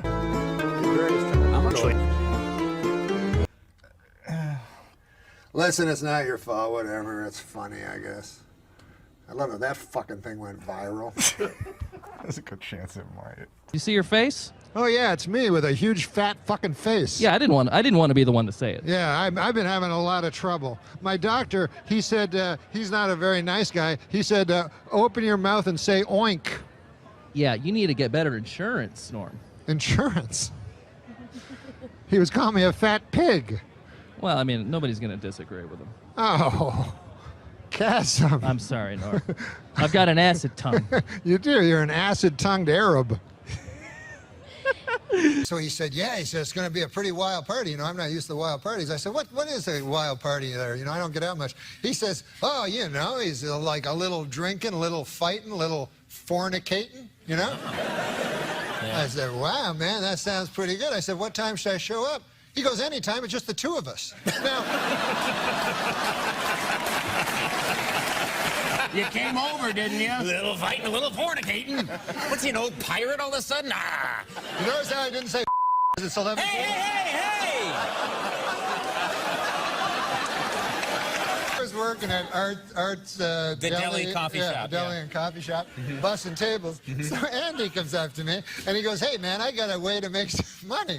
I said, what is your way? He goes, I'm going to become a male prostitute. So he comes to me the next day and he says, hey, I'm buying breakfast. I says, why is that? He says, I made $450.05 last night. And I said, well, who on earth gave you 5 cents? He said, every one of them.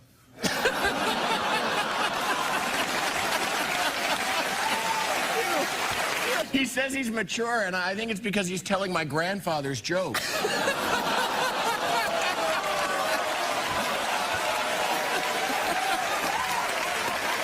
it! Both of you! Whoa! Yeah. I'm sorry to interrupt, but they were doing my mic backstage, and I really just caught the end of that joke. Do you mind repeating it? Is that okay? Yeah, start that again, would you, Norm? Something about a Swedish. Yeah, there was a Swedish German guy named Andy Richter. That was a 40-minute story! It's like somebody... Youthful purpose? Youthful purpose? Yes! It's like somebody saying, I gotta show you something. They take on a 4-mile hike to show you a dog turd. Look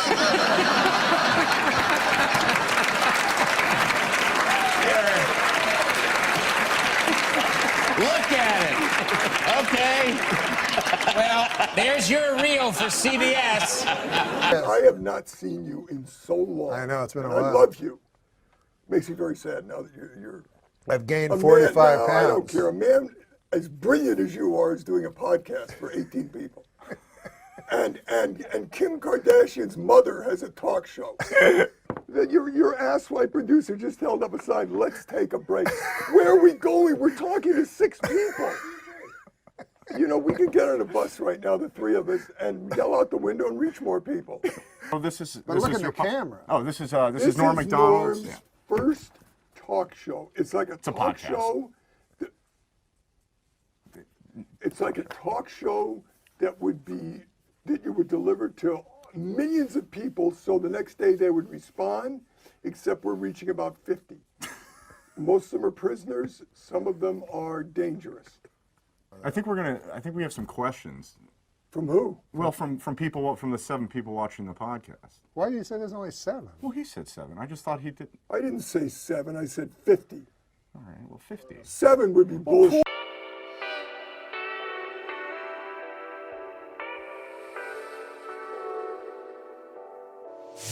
We've been down this road together. We've been seeing the colors fade. You know that I introduced you and Kevin Nealon to each other? Yeah, I do. I know that. I knew a lot of things before you started doing this stupid podcast. Let me tell you something. Why don't you get something that is semi-professional? You're a bunch of asswipes. Right now I'm getting on a bus and I'm going to scream out the window and I'll reach 20 more people than you did tonight.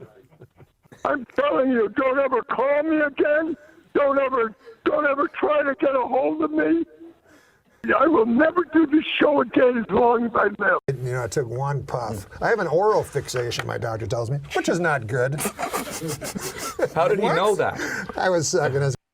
Hey, yo! I was. What's going on, on the Nova Squad. My name is Nova. Welcome back to the channel. So today we'll be watching this video right here, which is called Norm MacDonald Live. It's the funniest podcast of all time. Anyways, without further ado, here we go. Hey, for the 9th consecutive year, Nick, JetBlue Airlines ranked first for satisfaction among all North American airlines. But you know what ranked least in satisfaction? 9/11 Airlines. What a terrible name for an airline. It reminds me of that tragedy. Jesus Christ. Oh, 9/11. Yeah, no. Don't laugh at 9/11 again. 9/11. Yo, stop. That's crazy. Why would you joke about that? Oh, my God. I tried to tell him not to laugh. Adam. I know. I walked through blood and bones in the streets of Manhattan trying to find my brother. Jesus. Yeah, he was in northern Canada. Come on, man. Do you want to hear my impression of the That's going to be you if you don't lose weight. Do you want to hear my impression of the 9/11 call from Johnny Carson? 911 call. Yeah, I'm sorry. Yeah. But 9/11 was a national tragedy. Yes, it was. Why do you laugh at that? You said me. Johnny Carson. Worse. 80 years old. Okay, Johnny Carson died at 80 years old. Would you like to hear my impression? Yeah, he messed up his own joke. With us, the iron horse of broadcasting. It's iron. You don't pronounce it iron. That's what everybody tells me. It's the iron horse. Like Lou Gehrig was the iron horse of baseball. Yes. The word IRON is Iron. No, iron. Iron. Right. Not. It should be iron. That's what makes English the world's toughest language. Yeah. You know, right? Sure. It is the Because toughest toughest language. language To me, learn. it's the easiest. Yeah. It's cast iron. It's cast iron. Iron? Cast iron grilling grates that are kidding when you say iron? You know what? Don't be like fucking Larry King. That I say iron and he's up my asshole for fucking 4 days. But here's the thing.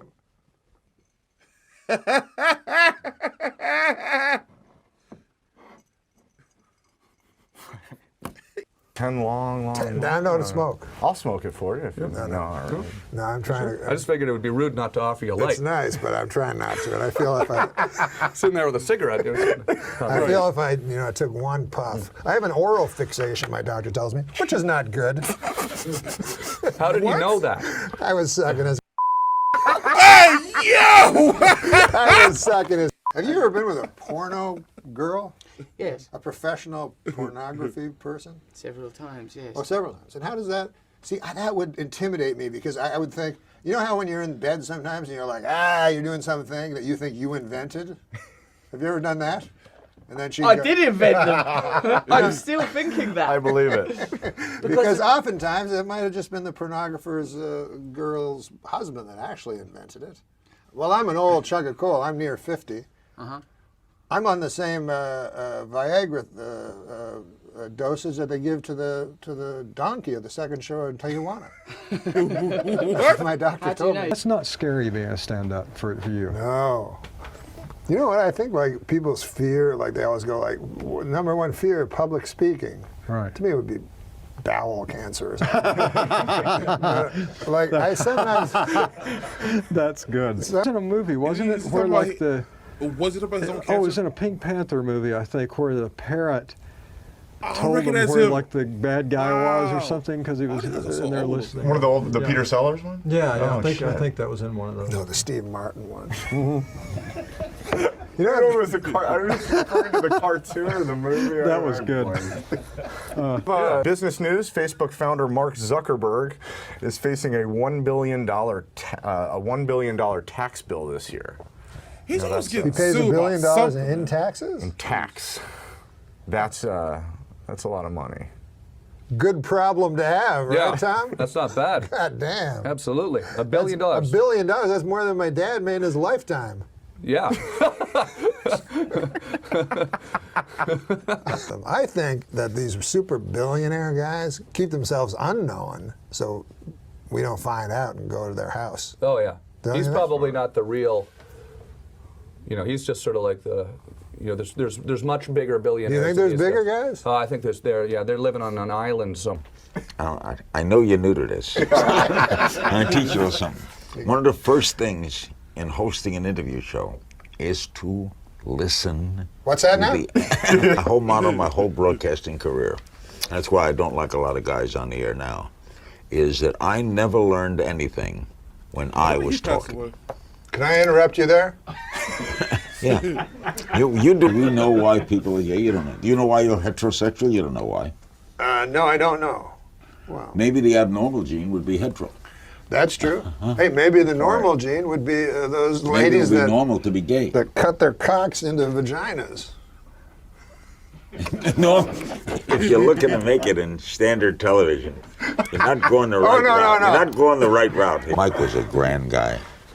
I said he had dementia at the end. That's funny to you. You know, McDonald, I want to tell you. No, it's a very odd thing to say. If you're looking to broaden your horizons, I don't think it's wise to laugh at someone who had dementia. You've been trying to get up like I'm a Christian, right?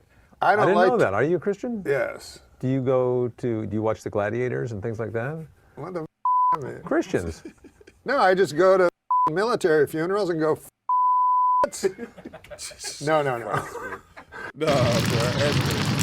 All right, so that was the video called Norm MacDonald Live is the funniest podcast of all time. It is one of the funniest podcasts that I've actually seen quite some time. Like y'all, so I gotta be honest with y'all guys. So usually on days when I don't really I'm not really in a good mood, I try to not to film whatever, but I just don't want to be lacking in the videos as far as the consistency, whatever, et cetera, because I want to keep you guys, informed and entertained. But the exact same time, I'm still trying to focus on my health and things like that. But it's just I don't know. I mean, I'm not trying to have an excuse, whatever. But it just there are the days when I just don't feel like it. But yeah, I mean, but I'm not trying to say overall I didn't have a great time. It's just I'm just letting you guys know in the future if I don't actually upload in a few days, I'm not really in a good mood or anything like that. So yeah. With that being said, and before we go, make sure you guys send me some video requests and everything, because I feel like I am running somewhat of ideas, whatever. I'm not really sure if I actually said that in the beginning of this video or not, but I'm just trying to get you guys a reminder. Anyways, if you guys really enjoyed this reaction today, make sure you hit that like button, subscribe, and share. Let me know in the comment section down below what to react to next. Thank you so much for watching, and as always, my name is Nova, and I'll see you guys next episode. Peace!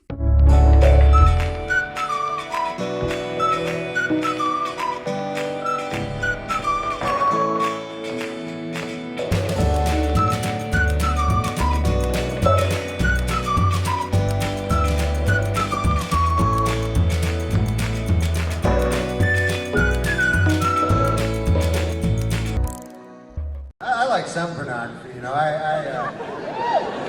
sometimes I just get so repelled by it, Oh, you ever have those friends of yours go, hey man, I got a video of a guy fucking a pig. You're like, I don't care, I don't. Yeah, it's on my computer. I'm a computer expert.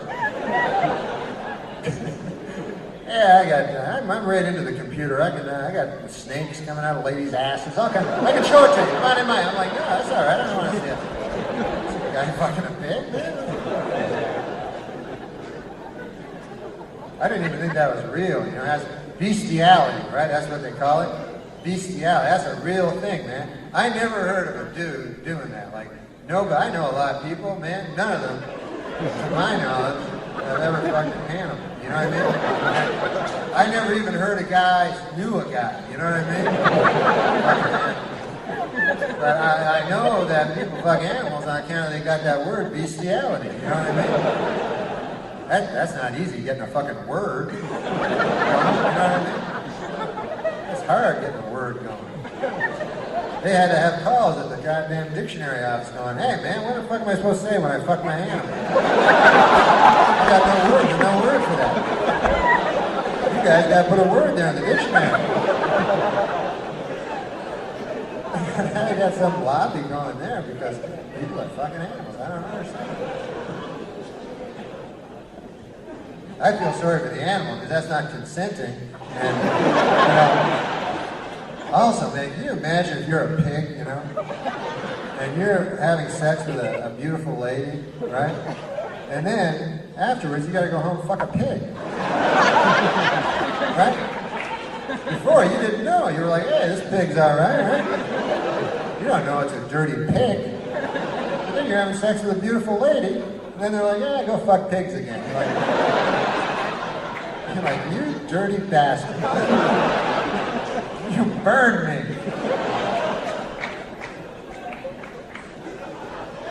What if you're watching, get this, man, what if you're watching one of those movies, right? And you're saying, hey, man, there's a pig fucking a lady. And then you're like, hey, wait a second. That's that lady that wouldn't dance with me last Friday. She's fucking a pig, man. She wouldn't dance with me. It's terrible. I'm just, just dirty for no reason. But that computer stuff, that is just all filth, you know? I don't see anything. Everybody says, oh man, everything's gonna be different. Everything, if you get a computer, then I get a computer, I go, well, what the fuck do I do with it? And they go, hey, you can email people. It's amazing. You write in there, and then it goes into people, and I'm like, well, what about a fucking phone, man? That seems more amazing to me. I hear a dude's voice in China. Right? They invented that like a couple hundred years ago.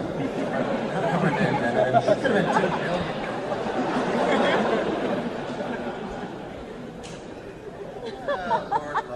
But you know, no matter what your sexual proclivity, is that a word, proclivity? I know it's a word, but I don't know what it means. I only know 9-10 words, but I bank on other people not knowing them too. But whatever your sexual, as long as you don't, have sex with animals. I think that's terror. I think it's the wrong thing because they're not, maybe they're consenting, but we don't know. The animals could be going, hey, I don't know why people are stopping this. I said yes.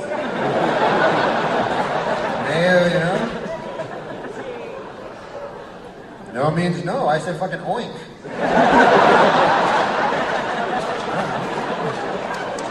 That's what I say when I want to get fucked. Oink. But since there's no way of telling if they're consenting. I'm like that Harvard professor, Art Miller, talking about law. But anyway, the point is this. The whole point is this. I don't know what that means. I just get one of those flashbacks.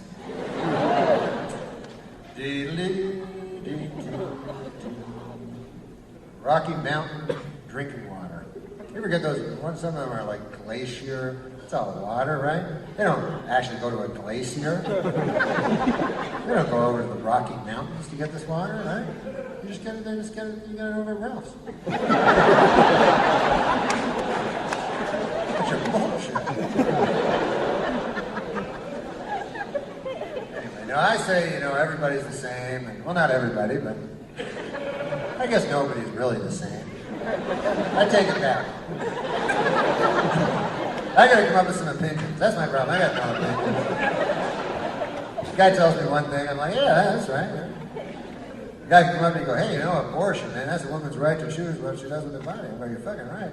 And another guy go, hey, it's baby murder. I go, good Christ, is it? Yeah, it's terrible. I don't know which is right. I don't know how people come up with these opinions. I have no idea.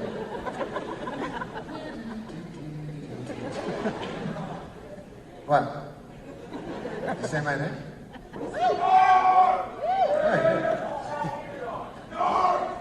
Hi, how you doing?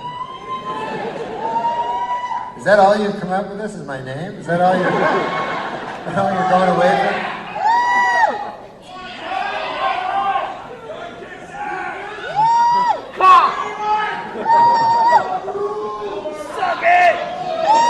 Last time I heard this noise, I was raped afterwards.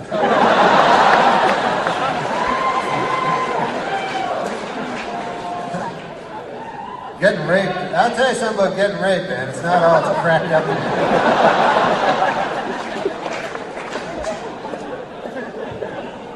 That's why I don't want to go to prison, man. Getting raped. God damn. You know? And they know it, those fucking guys, you know?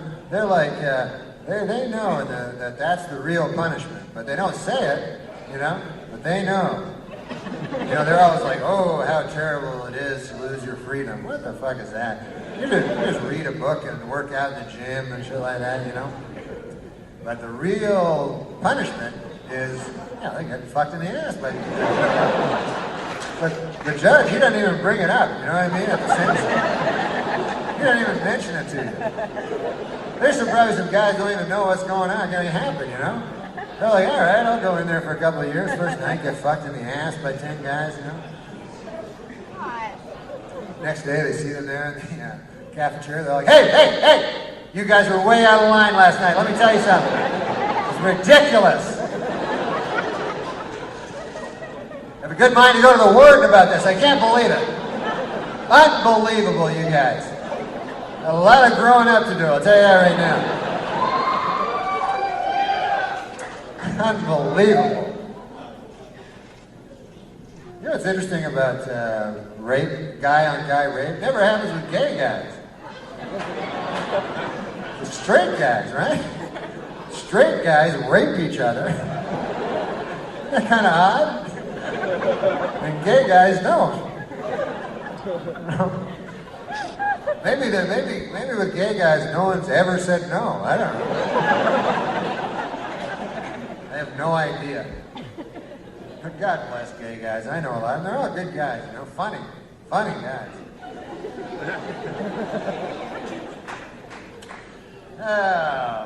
One time I saw, you ever see a gay pride parade? That's taking a little too far to be being proud or something like that. Because, you know, that's just what you are, man. You're gay. How can you be proud of that? You know what I mean? That's like saying, hey, man, I'm proud of being in English. God damn. I gotta tell you something. I speak English. I can't tell you. My heart wells with pride about that, man. I talk English every goddamn day. I don't get that. How can you be proud of that? I went to a gay pride parade, man. I seen a guy, they have the parents of the gay guys, you know. God bless them, man. Because some of these guys, and they hold these banners, say, I'm proud of my gay son, you know. And some of these motherfucking guys, you know, you can tell they were in the war and shit, you know. They never thought they'd be out with a banner saying, I'm proud of my gay son. You know, the mothers are nice, the guys are like, kind of proud of them, I guess. But seriously, are they actually, you know, bragging about their son being gay? Or they down at work, hey, Billy, man, I gotta tell you something about Jimmy. God damn, we're so proud of him. He graduated Harvard last year, first in the class. God damn smart kid, man. He's articling now, you know, over in the Cambridge area. Oh, my God, next year he should be a full partner. Oh, hey, did I mention that he sucks cock? Oh, yeah. Oh, man, this guy loves cock in his mouth, his ass. It's unbelievable. Here, I got a picture of him here. Yeah, here's the guy with 5 cocks in his mouth. Right there, look at that. God damn, that guy, I don't know how he does it, but I am just so proud of that picture. That's the picture I'm most proud of. Him blowing 5 dudes.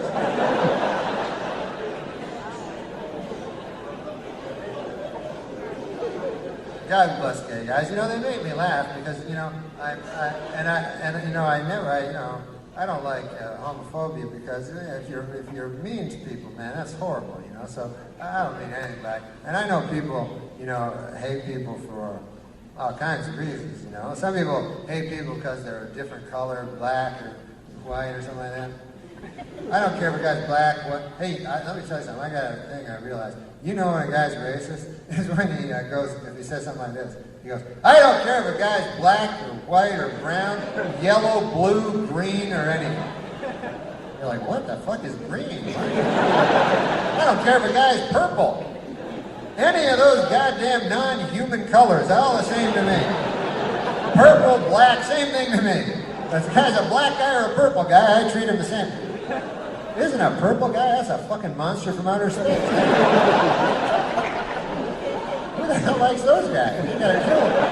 You gotta kill those guys, right?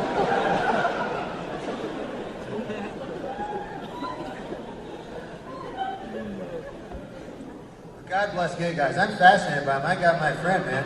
He's a gay guy. He thinks like I'm a gay guy. You know, a lot of gay guys think everybody's gay.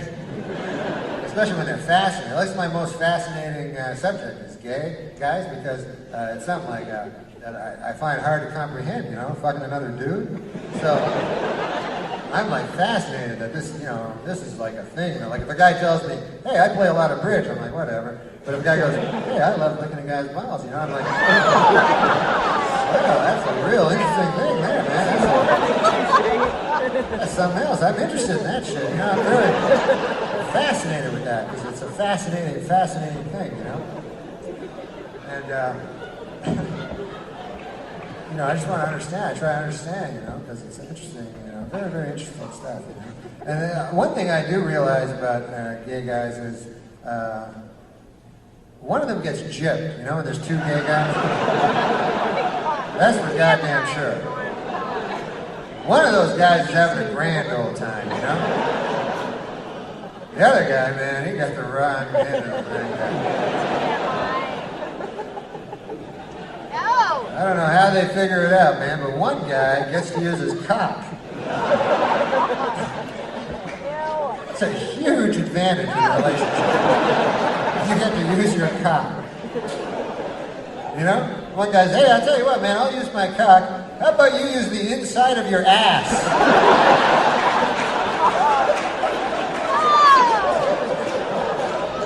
The guy's like, I'm not sure that's fair, man. Are you sure this will be as fun for each of us here?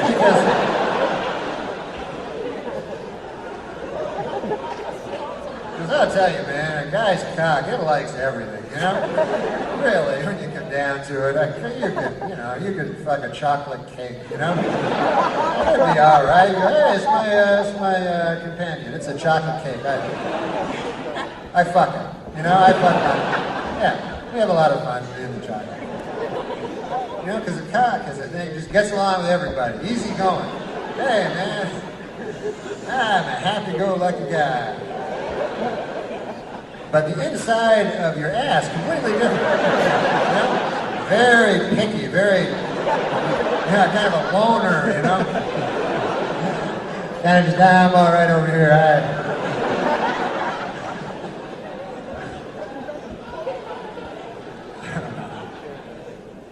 And then there's gay ladies too, lesbians, you know, that I think like for mainstream America, they're easier to accept, you know, because, you know, there's no like anal tearing and stuff, so basically I don't know what they do. I guess they just like lick each other or something, I don't know. They can't fuck because they got no cock.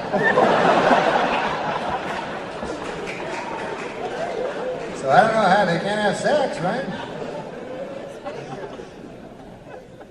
All they can do is go buy a cock. They go to like stores.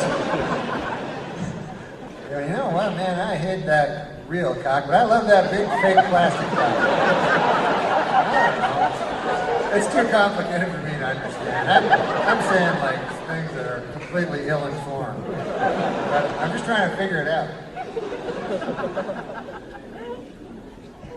Oh, God bless, though. God bless everyone. Hi, Norm! Norm! We did it! We did it! Yeah, we did it. Yeah. Nice to finally meet you. Hi, Norm. Nice to meet you finally. Come have Come a on seat. in. This is Bobby. You're right. You're in the comfy chair. Yeah, we're going to give you the comfier chair.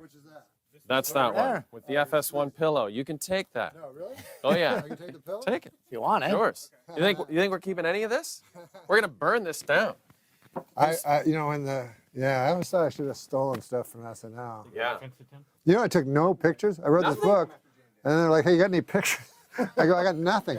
Because it was before you could take pictures with your phone. So you would have to have a camera. Yeah, like an actual camera. Yeah. And then go get it developed at like the CVS. Yes. Yeah, and the guy takes it through a curtain, some Asian guy, and yeah. you're He like, develops it. when does that come back? It's like, It'll be back in a week. But it was exciting though, Yeah. back then. We 'Cause have. you'd come back. If you're interested, we figured you might be interested. Oh yeah. In this, especially this one. I mean, that's comedy, but this is also that's a little piece of our history there. Yes, sir. Well, Snowbird she starts with, which is the only song I know. And then Why the does last Anne song. Murray not have a residency in Vegas? Could she not Yes, sell right? out? she should Maybe be on able to. Fremont? You're right. Or even Fremont. But even what's that place? The other people do it. Oh. That town. My phone. Branson. Yeah, Missouri. Branson. Yeah, right. Anne Murray. Yeah. Anne Murray must have a following. Yeah, she would be good there. You know, Gordon Lightfoot is just. He's hanging on by a thread. That's for sure. Yeah, he still does his Massey Hall thing every Yeah, year, yeah. And I don't think it's. I think it's a No. little shaky now. But what a writer that guy was. You know, Oh, yeah. when I first heard that wreck of the Edmund Fitzgerald, I thought it was from 1700. Right. It turned out it was like from 1975. I'm like, what? I know.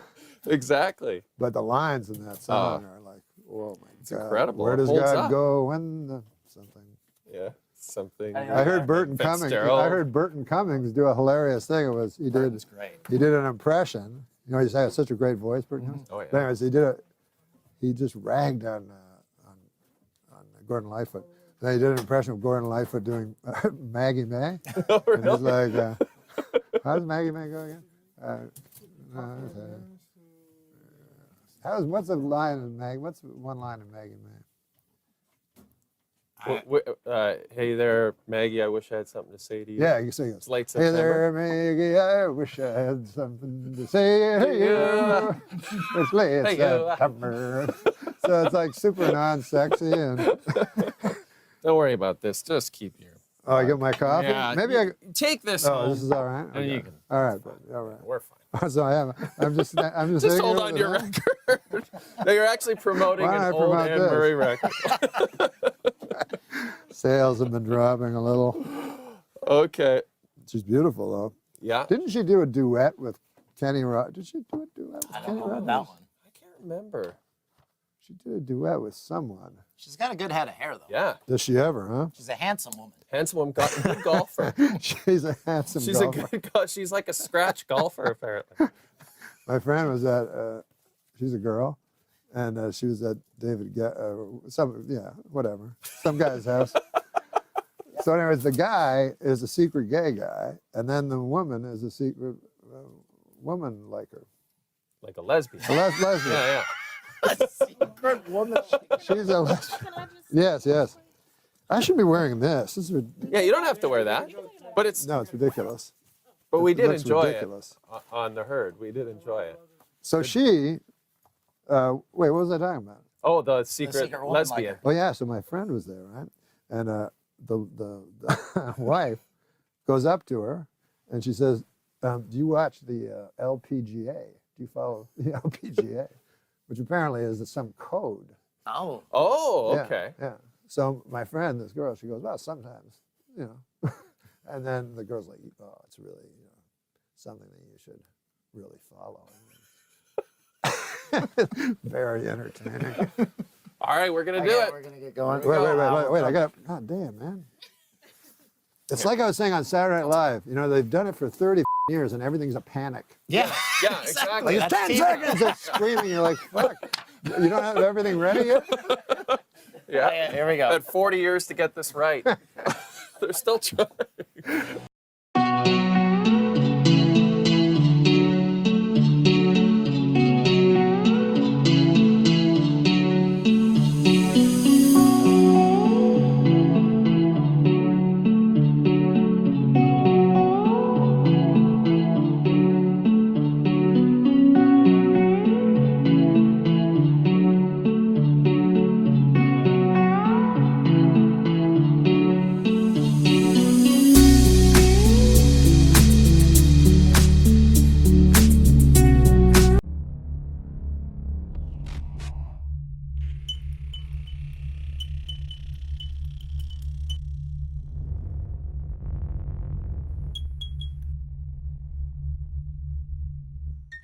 You.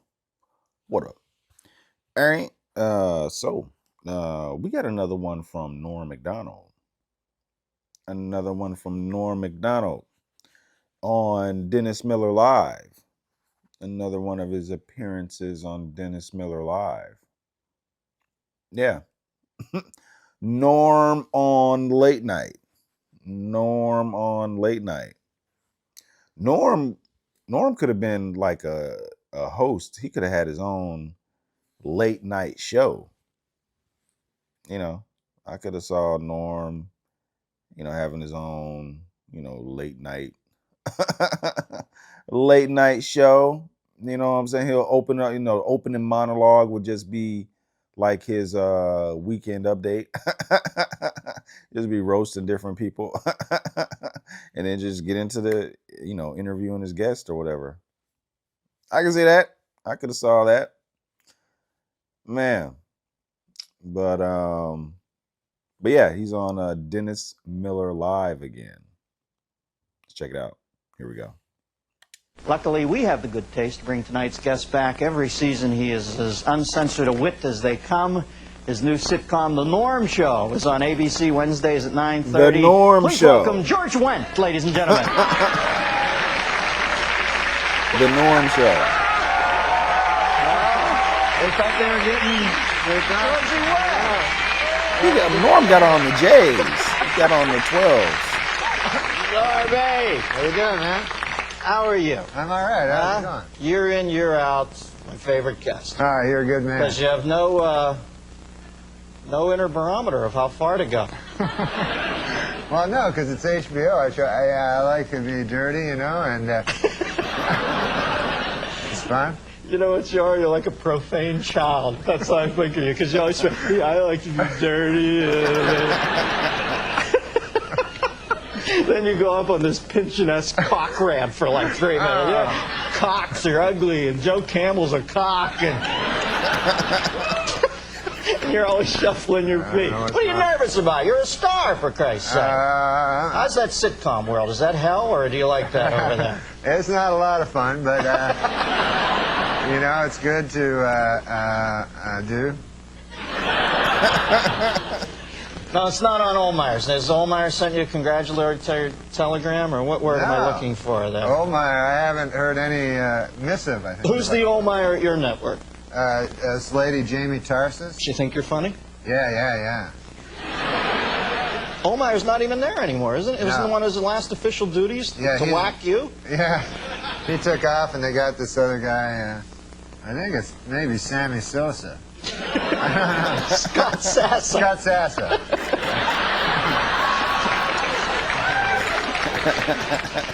All right, now I want to do a Rorschach thing. What flashes into your mind when I say bad taste? What do you find bad taste? Well, there was this performance art guy, I remember in New York, that his whole big thing was he'd take a picture of our Lord and Savior Jesus Christ of Nazareth, and then... Oh, that's Jesus Christ. Yeah. And then his whole act is he'd piss on it with his cock. Wow, you know, at least he showed respect. He could have pissed with his, what, arm? You're right. So I thought that was really and horribly bad That's over taste. the line, as far Yeah, as... because Jesus Christ, you know, he died for the guy's sin, and then the guy pisses on his picture. And it was a picture of Jesus dying for his sins. Like he was on the cross going, oh, I'm dying for the guy's sins. And then this guy's like pissing all over it. But, you know, when Judgment Day comes, he's going to have to face Jesus Christ of Almighty of Nazareth, you know. And Jesus is going to say, hey, asshole, what's with the peeing on my picture? Yeah. That negates every other good thing he ever did, you know. It's like, you don't piss on my picture. Yeah. You don't want to come up to the gates of heaven, God's leaning there with a nunchuck strapped around his neck, you know. How do you go, I'll have some performance art for you while the fucking devil shoves some coal up your ass.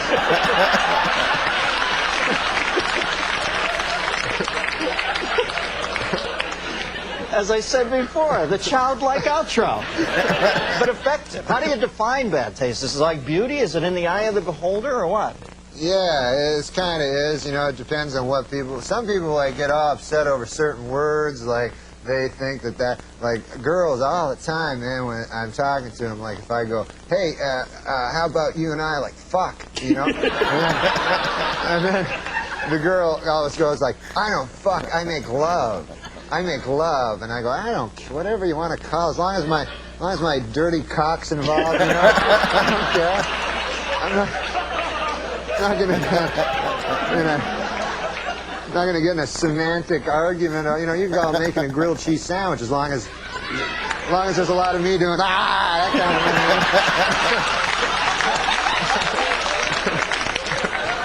thing. Now, what's the earliest into a hitting on a woman that you've ever said, "I want to fuck you"?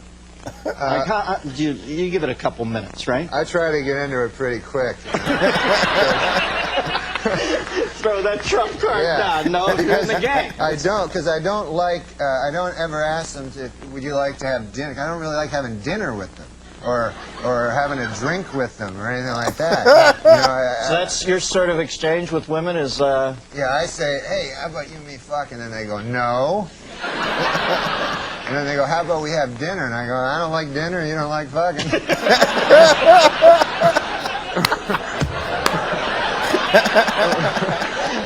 So it's a pretty basic thing you have. Kind of a basic exchange. I'm not good with girls. When do you remember first being cognizant of bad taste? You know, because when you're a little kid, everything's kind of funny. You know, like farting is explosively funny. Right. When do you remember first being able to differentiate between bad taste and good taste? I know when you're a kid, you'll say anything. Like, I don't remember much, but I have a little boy, you know, sweet little boy. You have a son? Yeah, he's a Norm, good boy. I didn't know that. You didn't know that? Yeah. You want to say hey to him? Yeah, hey, well, you he better can't watch this this. show. That's what I always say. You can't watch Daddy. Right. So little Dylan and I went to El Pollo Loco. Yeah. His original name was Zimmerman, though, right? Yeah. I thought that would be the coolest name as I was a kid. I never heard anybody named Dylan. I said, this will be because I love Dylan Thomas. Right. So I said, this would be a cool name for a kid. And I thought it'd be unique, and now every fucking kid is Dylan. And they named him after that 90210 guy. Can you imagine? That's what I read in a not a book, but a periodical. So anyway, little Dylan and I were getting some chicken at the Pollo Loco. Right. And kids are so wonderful, you know. You know that. Unfiltered. They're unfiltered, exactly. Yes. So we're standing beside this huge fat broad, you know. And so not as unfiltered as Daddy, but unfiltered. So me and little Dylan are behind her, and he goes, "Daddy, look how fat she is." And then so I had not said, you're not supposed to call fat people fat to him, so it wasn't his fault. So I said, "No, Dylan, shit, enough with that." And he goes, "I bet she's going to eat a lot of chicken. I bet." It was really funny because everybody was looking at her. And then right at that moment, the guy goes, "Yes, ma'am, what would you like?" And she was like, "I'll have 2 pieces of chicken." You know, she was going to order like 8 full whole chickens. You know? Well, how do you know that? Yeah. How do I know that? Yeah, maybe she wasn't going to order 8 full chicken. No, maybe she was... because right when she ordered the 2 chickens, she did like the shifty eye, you know? I don't do a good shifty eye. So you're behind her in line and yet able to discern the subtle REM-like movements of her eyeballs. You got me on that one. I made that part up. You don't even have a son! For the purposes of that anecdote, I am not Darren. I thought you were going to be quick and say, it was Linda Blair! We got a phone call for you, believe it or not. Fat woman from El Pollo Loco. No. It's Murtaugh from Miami, Florida. Murtaugh. Hey, Dennis. Hey, Norm. How are you, Mert? I'm good. You know, I can't wait to see your new show. It really looks good. Oh, yeah. Wait, when's it on again, Normie? Remind him. You're good. You're one of my friends. I'll let you plug capriciously. Okay, it's on when. Oh, come on, you gotta get this. Huh? When is it on? When Are is you it in on? it? Yes. It's on Wednesday at 9:30 on the American Broadcasting Corporation.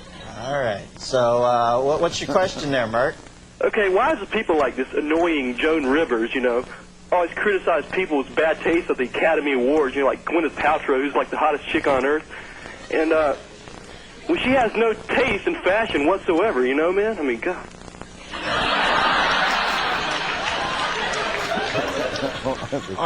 You know what? I feel awkward here because I met Joan Rivers once and she was so nice to me and so funny. But I agree with him to some extent when she gets like lays into Kathy Bates or say, Kathy Bates never did anything wrong by her. And I just think there's that slight tinge of desperation in Joan sometimes nowadays, you know, that she'll say anything and that kind of.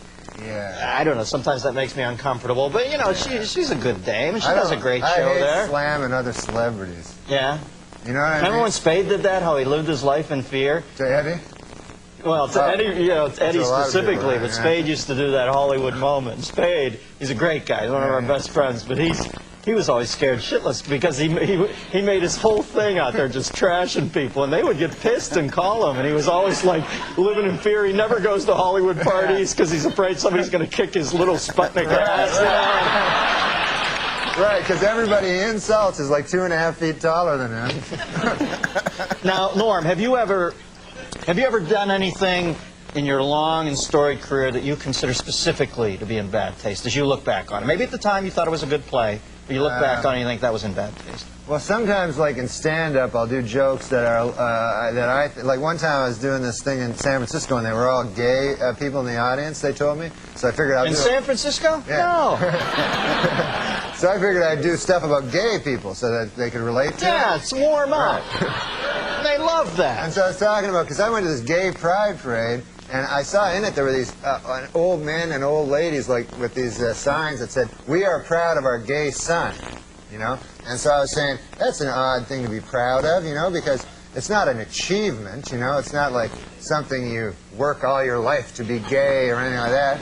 And I just wondered, I had a hard time believing that these 50, 60-year-old men are actually bragging, you know, at work like they're, "Hey, Bill, you know, my kid, oh my God, we're proud of him, Johnny. He graduated from Harvard, you know, first in his class, you know what I mean? Now he's articling over at a law firm, and, oh yeah, he loves cock." You know? This kid, he can't get enough cock in his mouth, his ass, his kid's always cock. I got a picture of the boy here sucking another man's cock. I want to show it to you. To watch the maturation of you as an artist, to realize it took you 9.5 minutes to get around to the sucking cock stuff. It's beautiful to see you comfortable in your own skin, Normie. All right. The Norm Show, 9:30. What night? Wednesday? Yeah, Wednesday. ABC. Good luck with it. Norm MacDonald. Stick around. Norm will do the news. Norm MacDonald.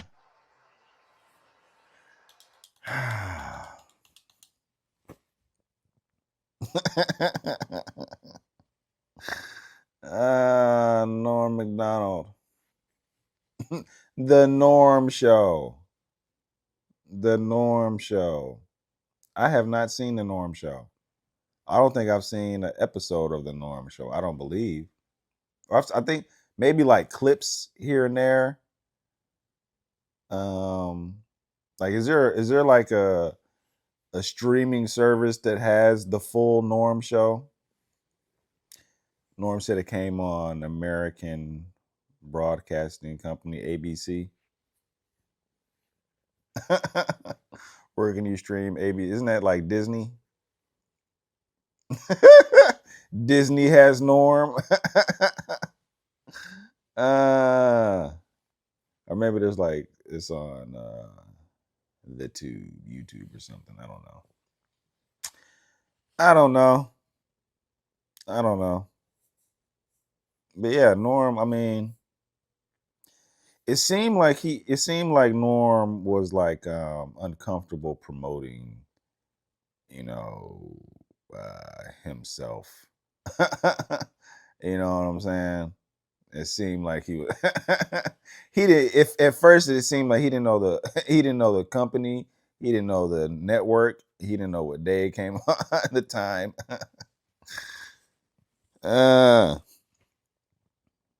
He just loved comedy. He just loved comedy. Oh man, Norm.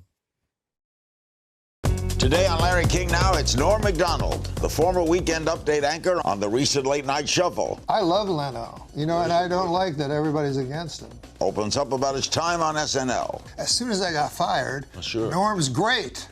And this idiot from this front office fired him. Plus, first person you kissed. Mrs. Blanchard, my math teacher. Next on Larry King Now.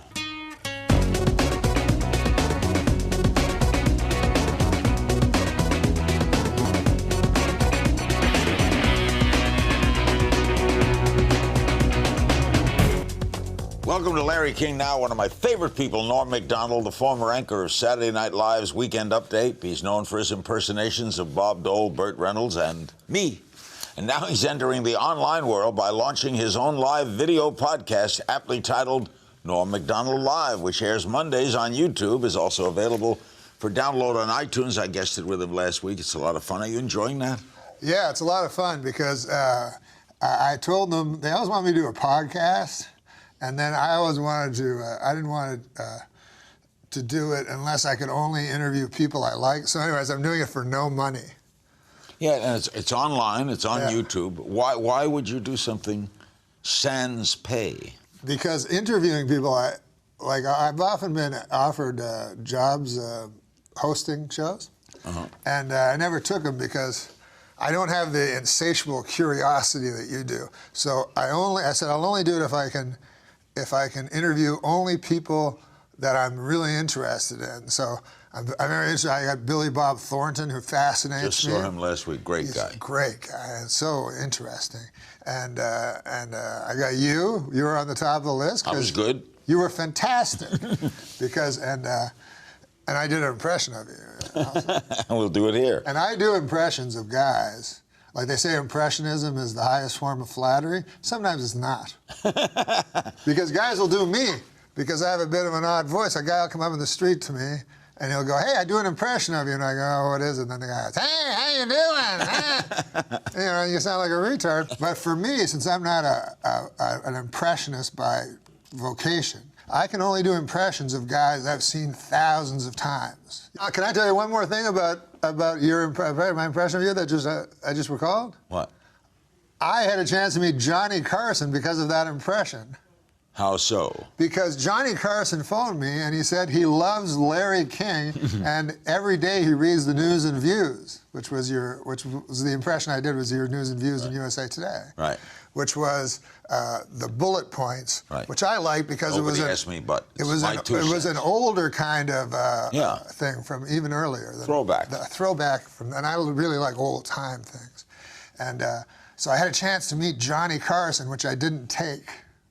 Why? I was afraid. He'd already retired from The Tonight Show. He said, come to Burbank to my office and we'll talk, which sounded fantastic. Didn't go? I didn't go because this is why. He would tell me stories, he could tell me stories about everybody, that existed ever in life in show business. And then I'd have to go, did you ever meet Chris Kattan? I wouldn't have anything to give back. But he wanted to meet, Norm, you missed it. I should have done it. You're weird, Norm. I met guys, though. I know. I met you. I met the Why great didn't you Bob didn't Newhart. you have a chance to host the Late Show on CBS? There was talk of it, yeah. So what happened? I don't quite understand what happened, but right after I got fired from Saturday Night Live, David Letterman was very interested in me, and he liked me a lot, and he owned that slot. He owns that. After. So why didn't you get it? I don't know. Les Moonves might have had something to do with it. Why were you fired? I think the biggest mistake, thing that hurt me was I was fired from an executive, Don Ohlmeyer at NBC, and then it may have, even though I said nothing against Don Ohlmeyer after being fired, not one thing. A lot of other people said things against him because it made a good story. Like in the press, this is what I found out, Larry. In the press, a story is good. Now, I was doing Saturday Night Live and I was doing Weekend Update, and the press didn't care about me. I never read anything good about me. As soon as I got fired, Norm's great. And this idiot from this front office fired him. Why were you fired? I don't know why I was fired. This is what I was a rumor came up that I was fired because I did a lot of OJ jokes. And Omar and was Don friends with. Omar was friends. Friends But with. I did not believe that. And I said, because I talked to Don Omar, and I found him to be a very candid guy. I talked to What him. did he say? He said, I don't think you're funny in it anymore. And I said, well, why would a guy say that? Why would a guy make that a lie? You know, that sounded like the truth to me. And I accepted it completely. So he didn't think you were funny. And I liked Don Omar because he invented the skins game. And so I said, I said, hey, you know, you own the cameras. What am I supposed to do? What do you make of Seth Meyers getting the Fallon gig? I think I like Seth Meyers. I think it's Do you know great. if he can interview, though? I don't know. I've missed a few shows. No, you know networks. Do you think they've run the test of Seth? He's a great guy. Well, you know what Seth did is he went on the Kathy and Regis show after Regis left, and did interviews there. And interviewed on there. So I guess he impressed them with that. How do you think he'll do? But he's a very funny guy. But how I think he'll do, I'm always wrong with predictions. So what is your prediction there? I should say he's going to suck because my predictions are always wrong, right? No, I like Seth. He's a really funny guy. What do you make of Leno? And Lauren now owns everything. Yeah, Lauren he's the savior of NBC. Yeah. What do you make of Leno? I love Leno. You know, and I don't like that everybody's against him. What's he going to do you think? I think Leno will do what he's always done with stand-up, you know, and he's a brilliant stand-up, fantastic stand-up. When I first came to Los Angeles, we would all like watch Leno and worship him, you know. And you know what he did that he doesn't do because of the confines of television? When you see Leno in person, he stalks the stage. Oh my God! He moves like Elvis. He moves constantly, back and forth, and he moves. But in television, he's got to be in that center circle. So the monologue is more, here's my next. Right. Whereas you see him in person. Unbelievable. Night and day. Like you'll see him, can I say one thing before you hear the commercial? He'll come in and improv. Seinfeld will come into the improv and do everybody knows Seinfeld. They go nuts. He talks for 5 minutes, but he just stands there. Not Leno. He's moving around, giving it his all. Never stopped entertaining. I don't know how he confines himself like that when he's like a caged beast. Coming up, Norm, on how he got the Weekend Update gig to begin with. And did you know he was supposed to have a co-anchor? Aha! That's next. Don't go away.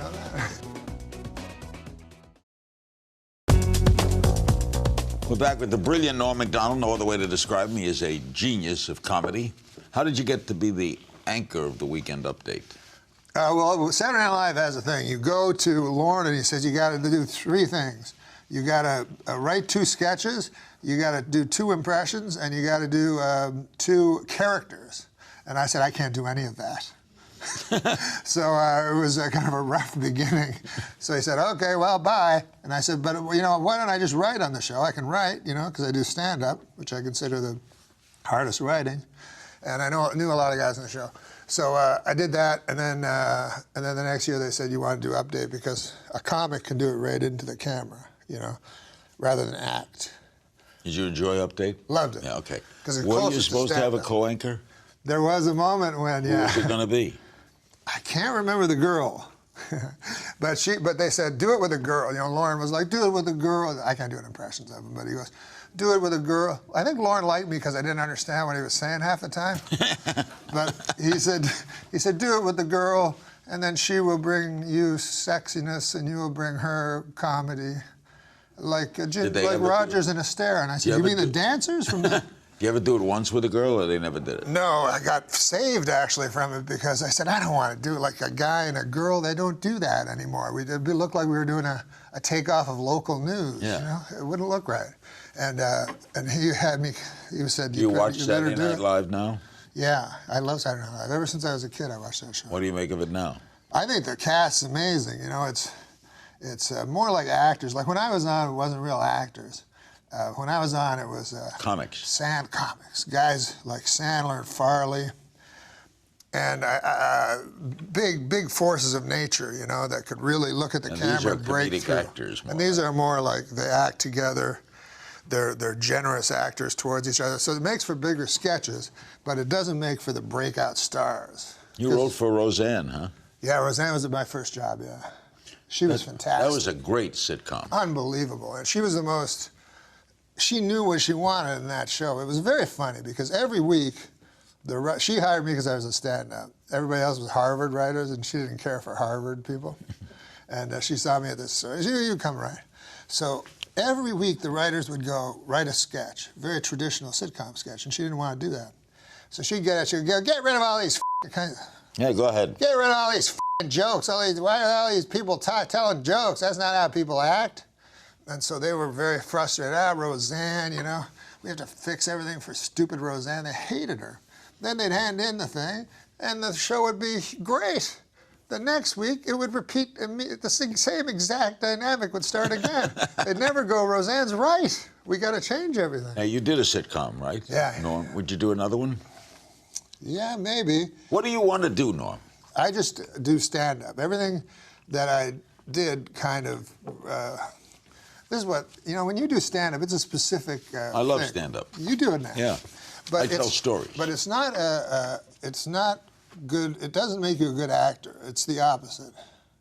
It makes you a bad actor.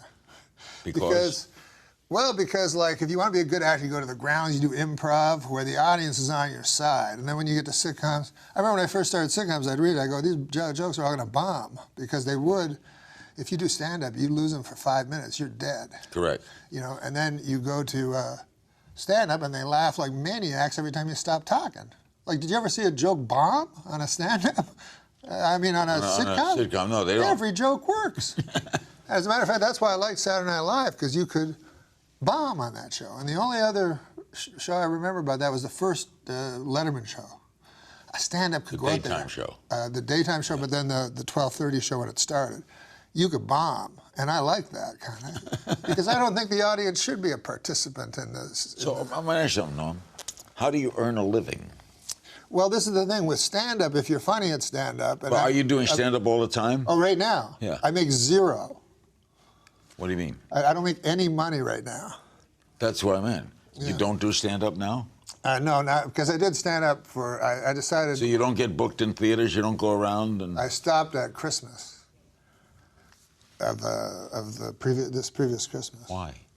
Well, I thought there'd be a time when I could retire. It turns out you can never retire. No, you can't. Yeah, and the more money you make, the more they take away from you. More with Norm after the break. We were talking. Yeah. About how you do stand-up. I'm going to ask about and I just realized you just told me when you do it, it's orgasmic. It is. When you're about to make someone, when you've got that moment, when they're going to laugh, right that moment when it You have an involuntary ejaculation? Not me, they. It's orgasmic. Oh, they do. It's orgasmic for the audience. For me, it's a high. Yeah. You don't tell me it's not a big high to make people laugh. Yeah. High. But I'm on so much morphine at the time. Has stand-up comedy changed? Yeah, it's changed a lot. Worse? Yes, worse. Because? Well, in my opinion, it's obviously all subjective, but it's become so, you know, and I feel like, I'm not saying like I'm an old man, I don't get it anymore. I'm just saying that I believe stand-up has gotten very, very confessional and, to me, mean and ugly and so forth. And it's reached its peak to me of offensiveness. First of all, I think it's sort of, I can't be shocked, but I think it's shocking that they think they can shock me. Like, is it a thin line, though, between, you did a lot of stuff like parody when you knocked O.J. during that trial and the whole thing. Yeah. Rickles for years was one of my favorite individuals. The greatest comedy. Right. Now, but he was never, Rickles is hysterical, but not mean. Not mean, that's the difference. There's a lovingness about him. There is, yes. There's a show in Palm Springs called The Follies. And I've heard about that. They bring in they have a 90-year-old team that's a vaudeville team and old singers and all that. And I went to see it, and I didn't realize this because I'm of a different age that didn't see this kind of comedy. But there's no irony in it. You know what I mean? They're giving it all. You know what I mean? Henny Youngman. Yeah. Henny Youngman. They jokes. Rodney jokes. There was no deconstructing and punk and not dressing up. You know, like me, I go on stage like a slob. I look at the old tapes of Hope and Benny. These guys were men at 30 in tuxes in complete command. Oh, yeah. And so I think I would like it too. Did you, what do you think of the Bill Maher's and Dennis Miller's and the political concept of humor? I don't like politics personally. I find it uninteresting, so I would... So you're not attracted to that? I'm not attracted to that, but they're both very, very funny guys, but I wish they'd talk about everything rather than one thing. You're a big and sports... you know what, an interesting thing I always find on, like, Politically Incorrect or now Real Time, is I always find, like, the political experts are trying to be funny, and the comedians are trying to be serious. Yeah, that's really interesting to watch that. Yeah. You know what's interesting about you, you'll like this. Jackie Gleason was a great friend of mine. Oh, yeah? And he was like a mentor to me, and I spent a lot of time with him. And he told me, every comic, every great comic wants your love. They want to be loved. Yeah. You always want to be loved. That's what it is. Is that right? The only comic he thought who lasted for a long time, but stood above the audience, was Groucho. Groucho didn't care if you liked him. Oh, he didn't. But Rickles wants to be loved. You know I'm that. being a big fat guy now for a movie. You're still I've gained a lot of weight for a movie. You're going to do a movie? No, I'm not doing one, but I think movies always need a big fat guy. So you're ready? Yeah, I'm ready. You're still a nut sports fan, right? Yes, yes. Well, I gambled. I had a little gambling problem for a while. Betting all sports? Yes. Basketball? I'll tell you something, you don't want to find yourself betting soccer. It's like 1-0 with 88 minutes left, and What do you you're done. get goals? we're beat 1-0. I got bad beats, man. You wouldn't believe. Do you remember the Robin Ventura Grand Slam single? Turned into a single. I was at that game. You were at that game? In New York. Oh, my God. So I lost by half a point. Big Met win. Yeah, big. And I remember at the end, because they all, you know, because it was the over-under was 7.5. It was 3-3. The only chance was a homer. Miraculously, he gets a homer with the bases loaded. One guy, and they count one. But anyways, I remember in the melee, I remember Bob Costas saying, I don't think they're going to score. I think they're only going to score one. Yeah, because he ran past the guy. And then later I asked Costas when I met him, I said, why did you say that? And he told me his father was a compulsive gambler. Oh, compulsive. In our final minutes with Norm, we'll play a game of If You Only Knew. We'll be right back. We're back with the great Norm MacDonald. You're a Twitterer too, huh? I do Twitter, yeah, I find it fun. You get a lot of attention on Twitter sphere for being open about your religious views. What are they? I'm a Christian. It's not Devout? stylish to say now. No, are you devout? Yeah. You believe in the Lord? Yes, I do. You think you're going somewhere when it ends? I don't believe it, but what people don't understand about faith is that you have to choose it. You know what I mean? They think that you believe it, but you have to choose it. So you choose to have faith? Yes. That means you believe you're going somewhere. What is faith? But I have faith. Yeah, the same way that you believe. There's a lot of things I have faith, but I don't really believe in DNA. Like if I was on a jury and a guy was predicted that his DNA was on this cigarette, I go, I don't know what DNA is. I see. So you don't have faith in that? No, I don't have faith in science. Really? Well, think about it. Haven't scientists always been wrong? Like they used to think the sun went around the earth. Everybody's, hey, that's scientist. Well, he's so smart. We'll give him a white cover. Other science refuted it. Right, but back then, everybody at that time thought that guy was smart. Why at this time do we think that the earth goes around the sun? Did Christ think the world was flat? Huh? Did Christ think the world was flat? These are questions I ask. Okay. We have some social media. I'll say one thing. What? The smartest man in the world is supposed to be Stephen Hawking, and I heard him say that God was a fairy tale. Now, that doesn't seem like a very scientific idea. I asked him what is something he doesn't know about. He said women. He's had two, though, somehow. Yeah. We have Two some women. social media questions for you. Nathaniel Riches on Instagram wants to know, who's your favorite comedian? My favorite comedian of all time is Bob Hope. Gojo TV on Twitter wants to know, what are the best things in your life right now? The best thing is my son. What are things That's probably you. What are the things you'd like to change? My boys are the best. What are the things you'd like to change? Change in the world? Yourself. Oh, in myself? I'd like to give more money to homeless people. I walk past too many of them. I give money to them. I try as much as I can, but every time I walk past them, I go, why didn't I give money to that guy? I get sad. All right, we'd like to play a game called If You Only Knew. I just throw them out at you. First person you kissed. The first person? Remember her name? Her? You kissed a boy? No, I kissed a girl. Who was it, Norm?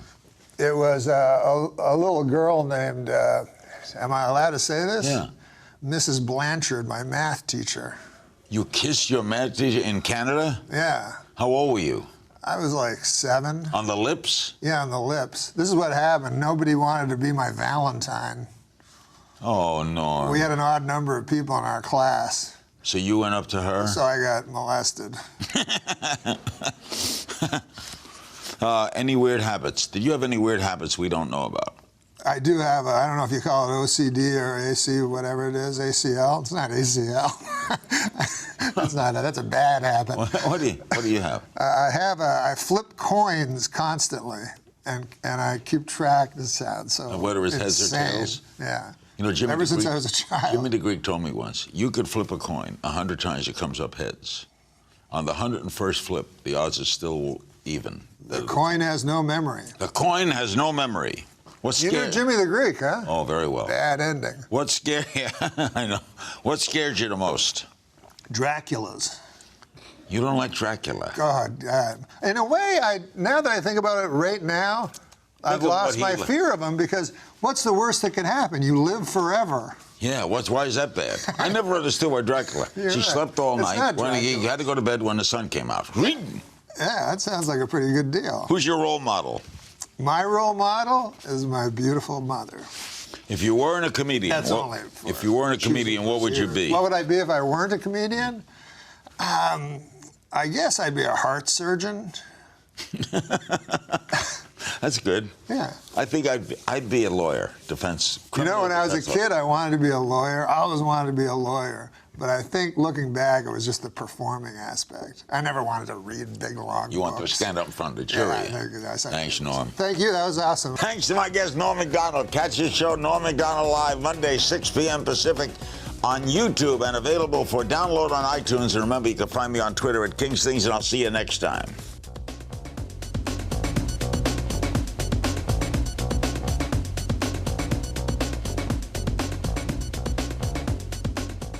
Well, I can tell a joke. Go for it. Yeah, please do. Please. Yeah. There was a little boy in school named Dirty Johnny. Now, he's not dirty in this joke, but he'd always be a hellion in class, and the teacher didn't think much of him. So the teacher has a project, or not a project, but an in-class thing. How'd that go again? She says, now, this is what you're going to do here, class. I want you to stand up. I want you to stand up and tell the class what a story from your life, and then afterwards say the moral to that story. So a girl puts up her hand. Yes, Becky. What's your story? So Becky stands up. She goes, my dad works for the hatchery here in town, and what happens was he got about 15 eggs. And he put them all in one basket, all the same basket. So he put all his eggs in one basket. And he put it on the horse and buggy and drove back home. And by God, Becky says, the bouncing and all the eggs broke. Well, that's a good story, the teacher says, but what would the moral be to that?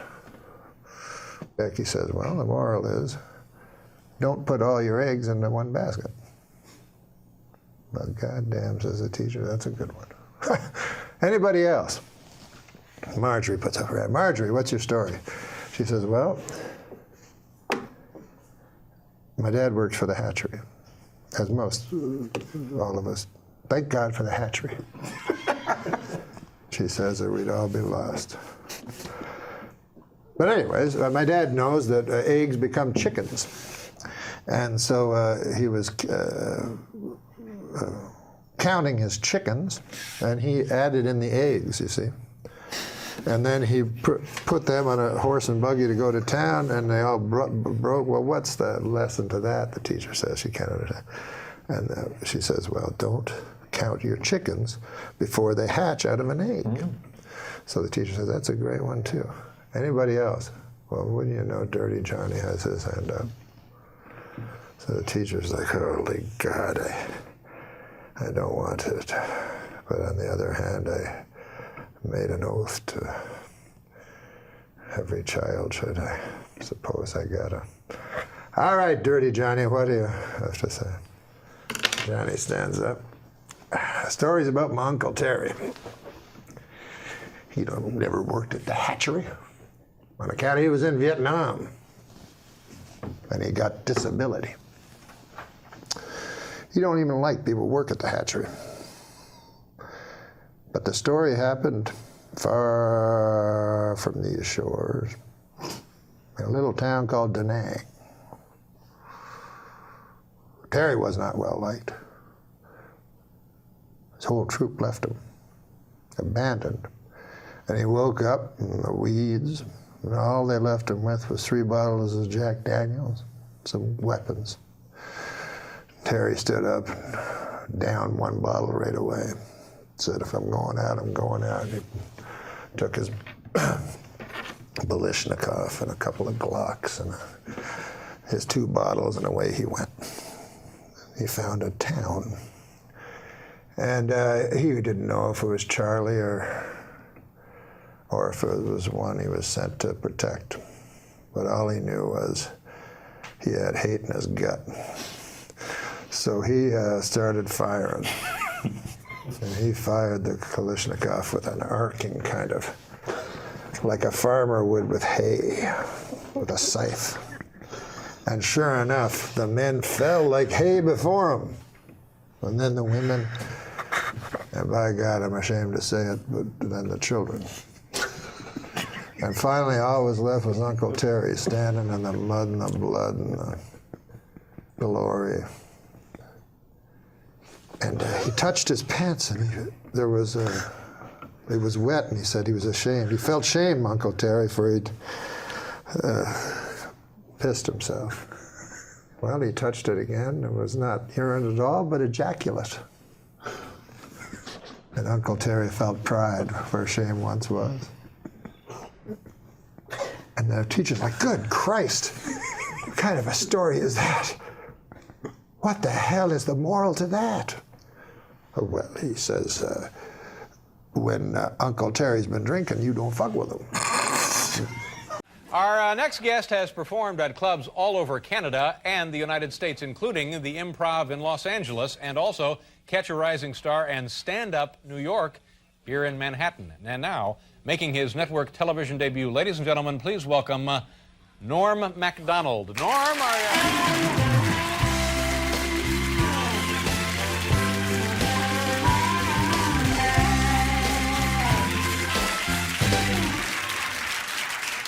Well, thanks. Good to be here. I've been traveling around a lot, watching a lot of the TV, you know, and you've seen these new sports on the TV where they'll try to combine 2 sports together and make up a new sport. You know, like a guy will run a 100-yard dash and then fish.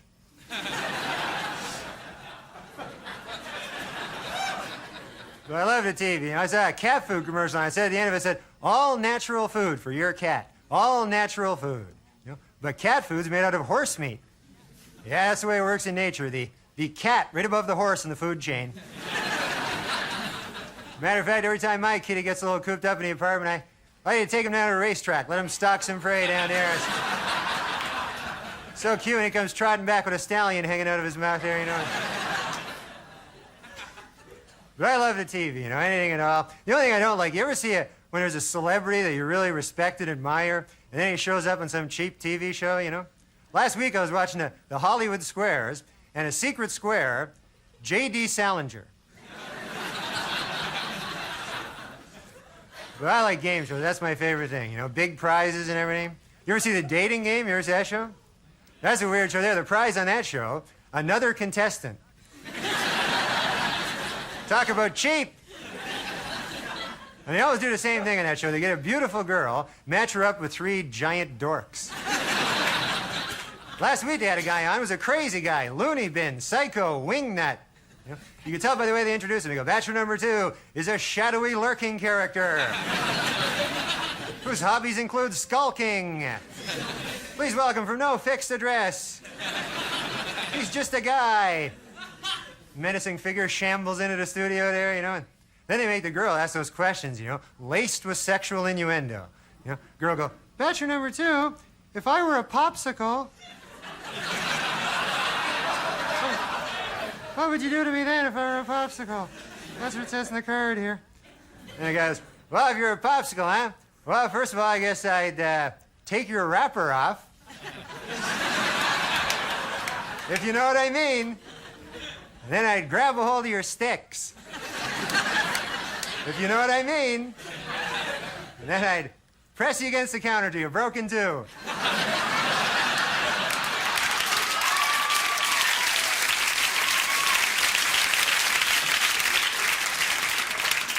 Put happy in the freezer till later. You know what I mean, Evan? You understand what I'm getting at? It's crazy. But a lot of violence on TV. Kids aren't supposed to watch violence now on the TV. They're afraid maybe the kids will copy what they see on the screen, I can't even get a funny cartoon anymore because some 12-year-old watched a particularly violent episode of the Roadrunner Coyote show. And the next day they found him in the bottom of a canyon. Had 2 giant springs strapped to his feet. A big couple of springs. Had a little umbrella in his hand. Sign said, yikes.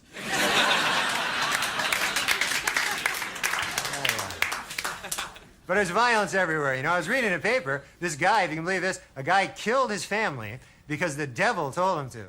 Can you believe that? Imagine that, killing your family, and then you go back to the devil, you go, yes, devil, I did as you instructed. I killed my family, and I chopped them up and put them in a duffel bag. Here they are. I'll be burying them tonight at the shallow grave by the side of the railroad track, as you have commanded, O Lord host of the hoary netherworld. Then the devil pulls off a mask. It's me, Bob!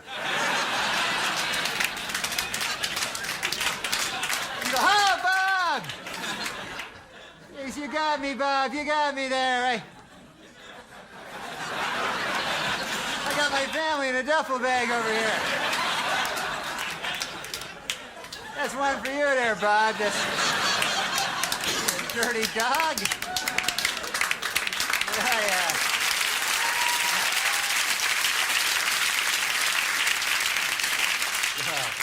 So I had this dream today. You ever have a dream, and then you wake up right in the middle of a great dream, and then you're back in your stinking life again? So then you try to fall asleep, re-dream it? Man, that never works. Always end up with some weird mutation of your original dream there, Like in the first dream, I was in a pool with Christy Brinkley, and we were swimming toward each other, and then I woke up. So I fell asleep again. I end up shooting pool with David Brinkley. You guys are doing great. Thanks very much.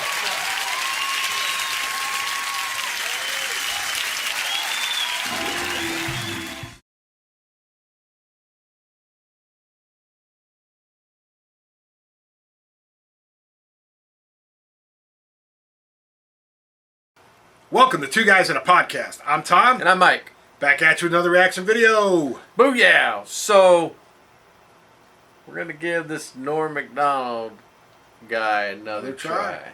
I think we both like Norm, but it's different comedy. He's a tough guy to do reaction videos to. It's but funny. we had a frequent flyer. Frequent commenter? A frequent commenter that we figured we'd give him. Finally give him what he wants. What he was asking for. So stand by while we get after it. Shut up and sit down. All right, we're back. We are going to give Norm MacDonald another try. Again, like Norm MacDonald, but yeah, he's just to do a tough reaction video kind of guy. That's all. But we're gonna. His jokes kind of build, and you got to build, and there's nuances and everything. And it is tough to do a reaction video too. So like let's see a video where we just sit here and laugh.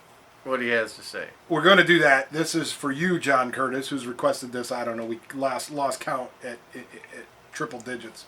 So we're going to give it to you. I hope you like it. Here we go. Enough of this.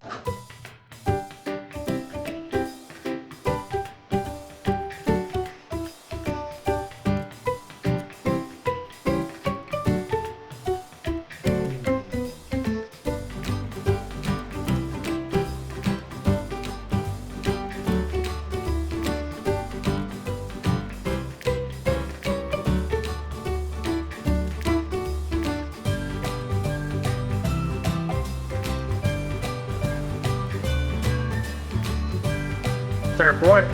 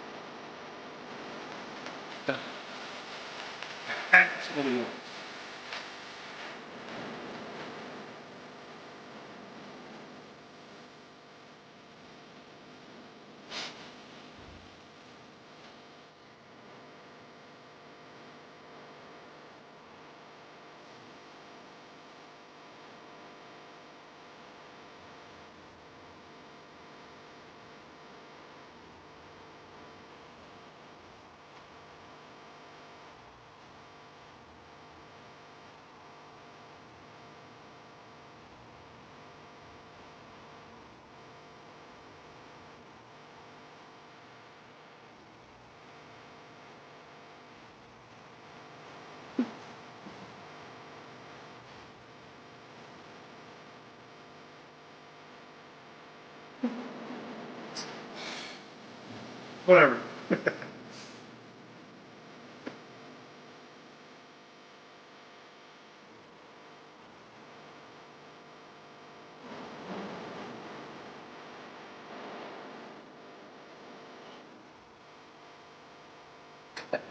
That jerk face.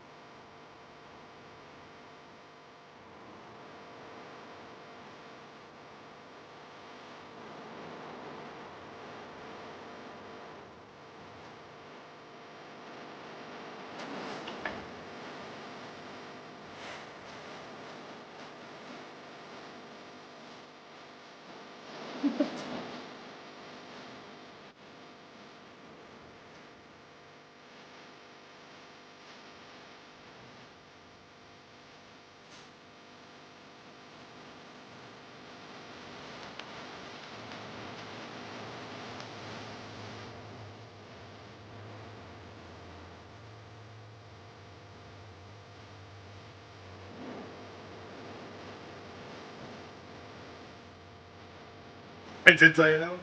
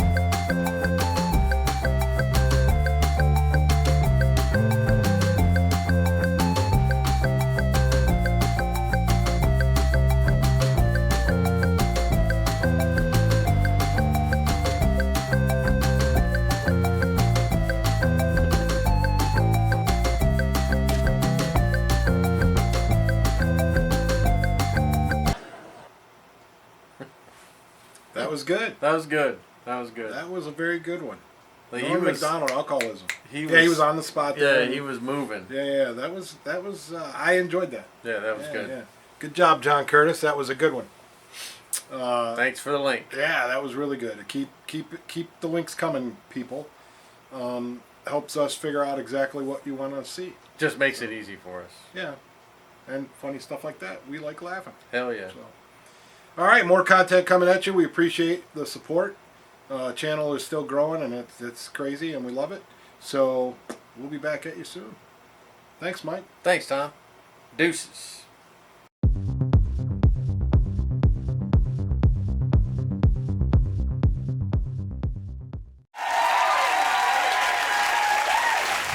Oh, man. How you doing, Sean? I'm great. Really quick, we have an audition coming up on our show for an old-fashioned homo who wears a thong and does lap dances. Oh. Go for it. No, Andy's going to move out there in a couple Oh, wait, when is this?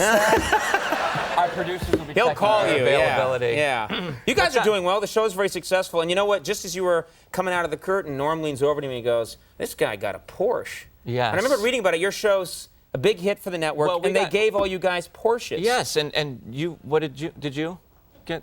Ha! What are you talking about? Then a Jag, right? Because the Jag's not so bad. NBC's given us nothing, and they fired Norm's ass. So, you know. Pretty much. Yeah. You're talking to the wrong group of people about having a Porsche here. Right. No, I really don't. They sent like me a it. seat cover. Did they? Yeah, for my Ford Taurus. I love it. Yeah. And some Subway tokens. Yeah. No, we. I really don't like the Porsche that much. I mean, it's fun. No. Hey, stop it! You're breaking me up here, pal. No, I like my Camry. I'm everyday people, and the Porsche. The Porsche to me is just it's too loud because the engine's like right here, so you get in, Right. and half your body fits in it. So like my left leg is dragging on the pavement as I drive. You cut a little hole for it. But I look cool. Yeah. So that's a nice gift to get, though. Yeah. How about show's it? going very well. You guys have a very physical show. I mean, you guys are always touching, bumping up against each other. You guys like to rub bellies. Every time I see a promo for your show, you guys are rubbing your bellies together. What's that all about? Yeah, because if it gets me a Porsche, I'm doing it. Okay, come on. I'll give you mine. All right, here we go. You're like, no. Okay. That's not happening, pal.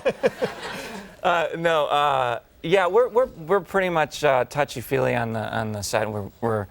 We grope each other before we start a scene. I grab my crotch, it'll make the scene go much better.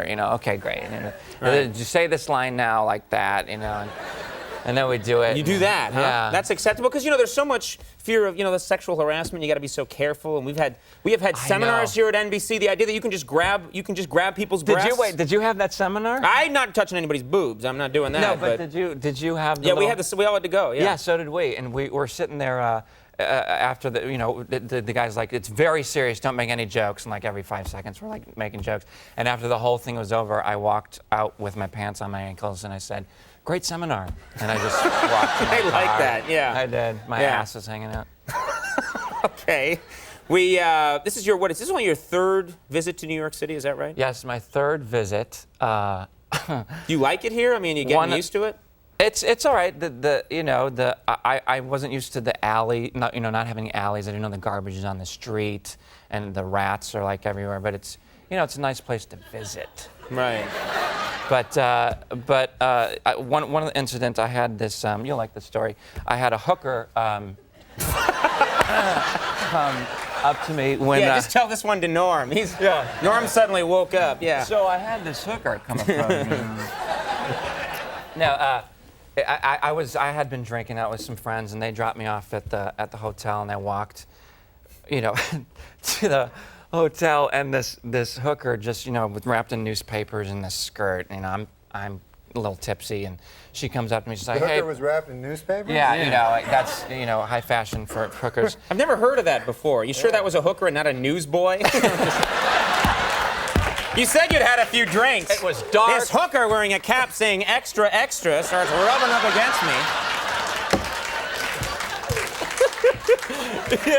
me. Yeah, so anyways, It was a woman, and she comes I like up how to Norm me. and I immediately are like, what? That doesn't sound right for a hooker. Like, what are we talking Okay, about? it wasn't newspapers. She had like a Chanel dress on, all right? And I come up, bing! And, and she comes up and she starts groping me, and she's like, come on, babe. It was just, so for like for 5 minutes, I'm like, okay, I gotta go. And she's like, starts groping me and everything. I go in, I'm like, whatever. I go in and I go to the front desk, and I'm like, any messages? And I walk back to the elevator, and she's through the glass going.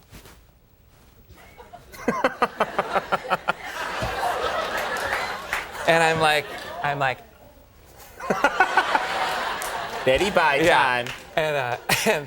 But I called my brother later the next day, and I tell him, she's like, she was trying to get your money, because when I go out, all I bring is my license. No, hookers don't want your money. No. No. What are you talking about? No, but I mean, she, pickpocket and all that stuff. Oh, and that's steal your what money. She was doing, right, like down my pocket. And well, that's different. But whatever, blah blah blah. What a stupid story. I like it when an interview ends with blah blah blah, whatever. Well, Will and Grace. That's true, man. One time my buddy was with a hooker. He was telling me. Wait a minute, you have a hooker story? Yeah. Here we go. And he said that. He phoned me up once. He was in Vegas, and he's like, "Hey, man, I'm with this hooker, but I think she ripped me off, man, because she took the money, right? Oh no, yeah. She said something about like I'm gonna go into the bathroom to get a towel to wipe off your balls or something." Wait a minute! No, you can't! No, wait a minute! You can't! No, you can't! No, you.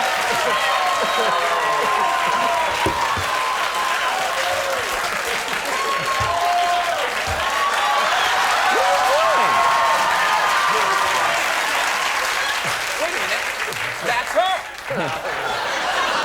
I can't remember. What are you doing tonight? I'm glad you can't remember the rest. All of our stories. Yeah, you only remembered the crucial sentence. This is a network show. This is like going to Salt Lake City tonight. Not tonight. All right. I'm sorry. Total meltdown tonight. I'm sorry. Okay, yeah. Will and Grace is on Tuesdays at 9 on NBC, the same network, by the way, which brought you all of this tonight. What higher endorsement? Sean Hayes.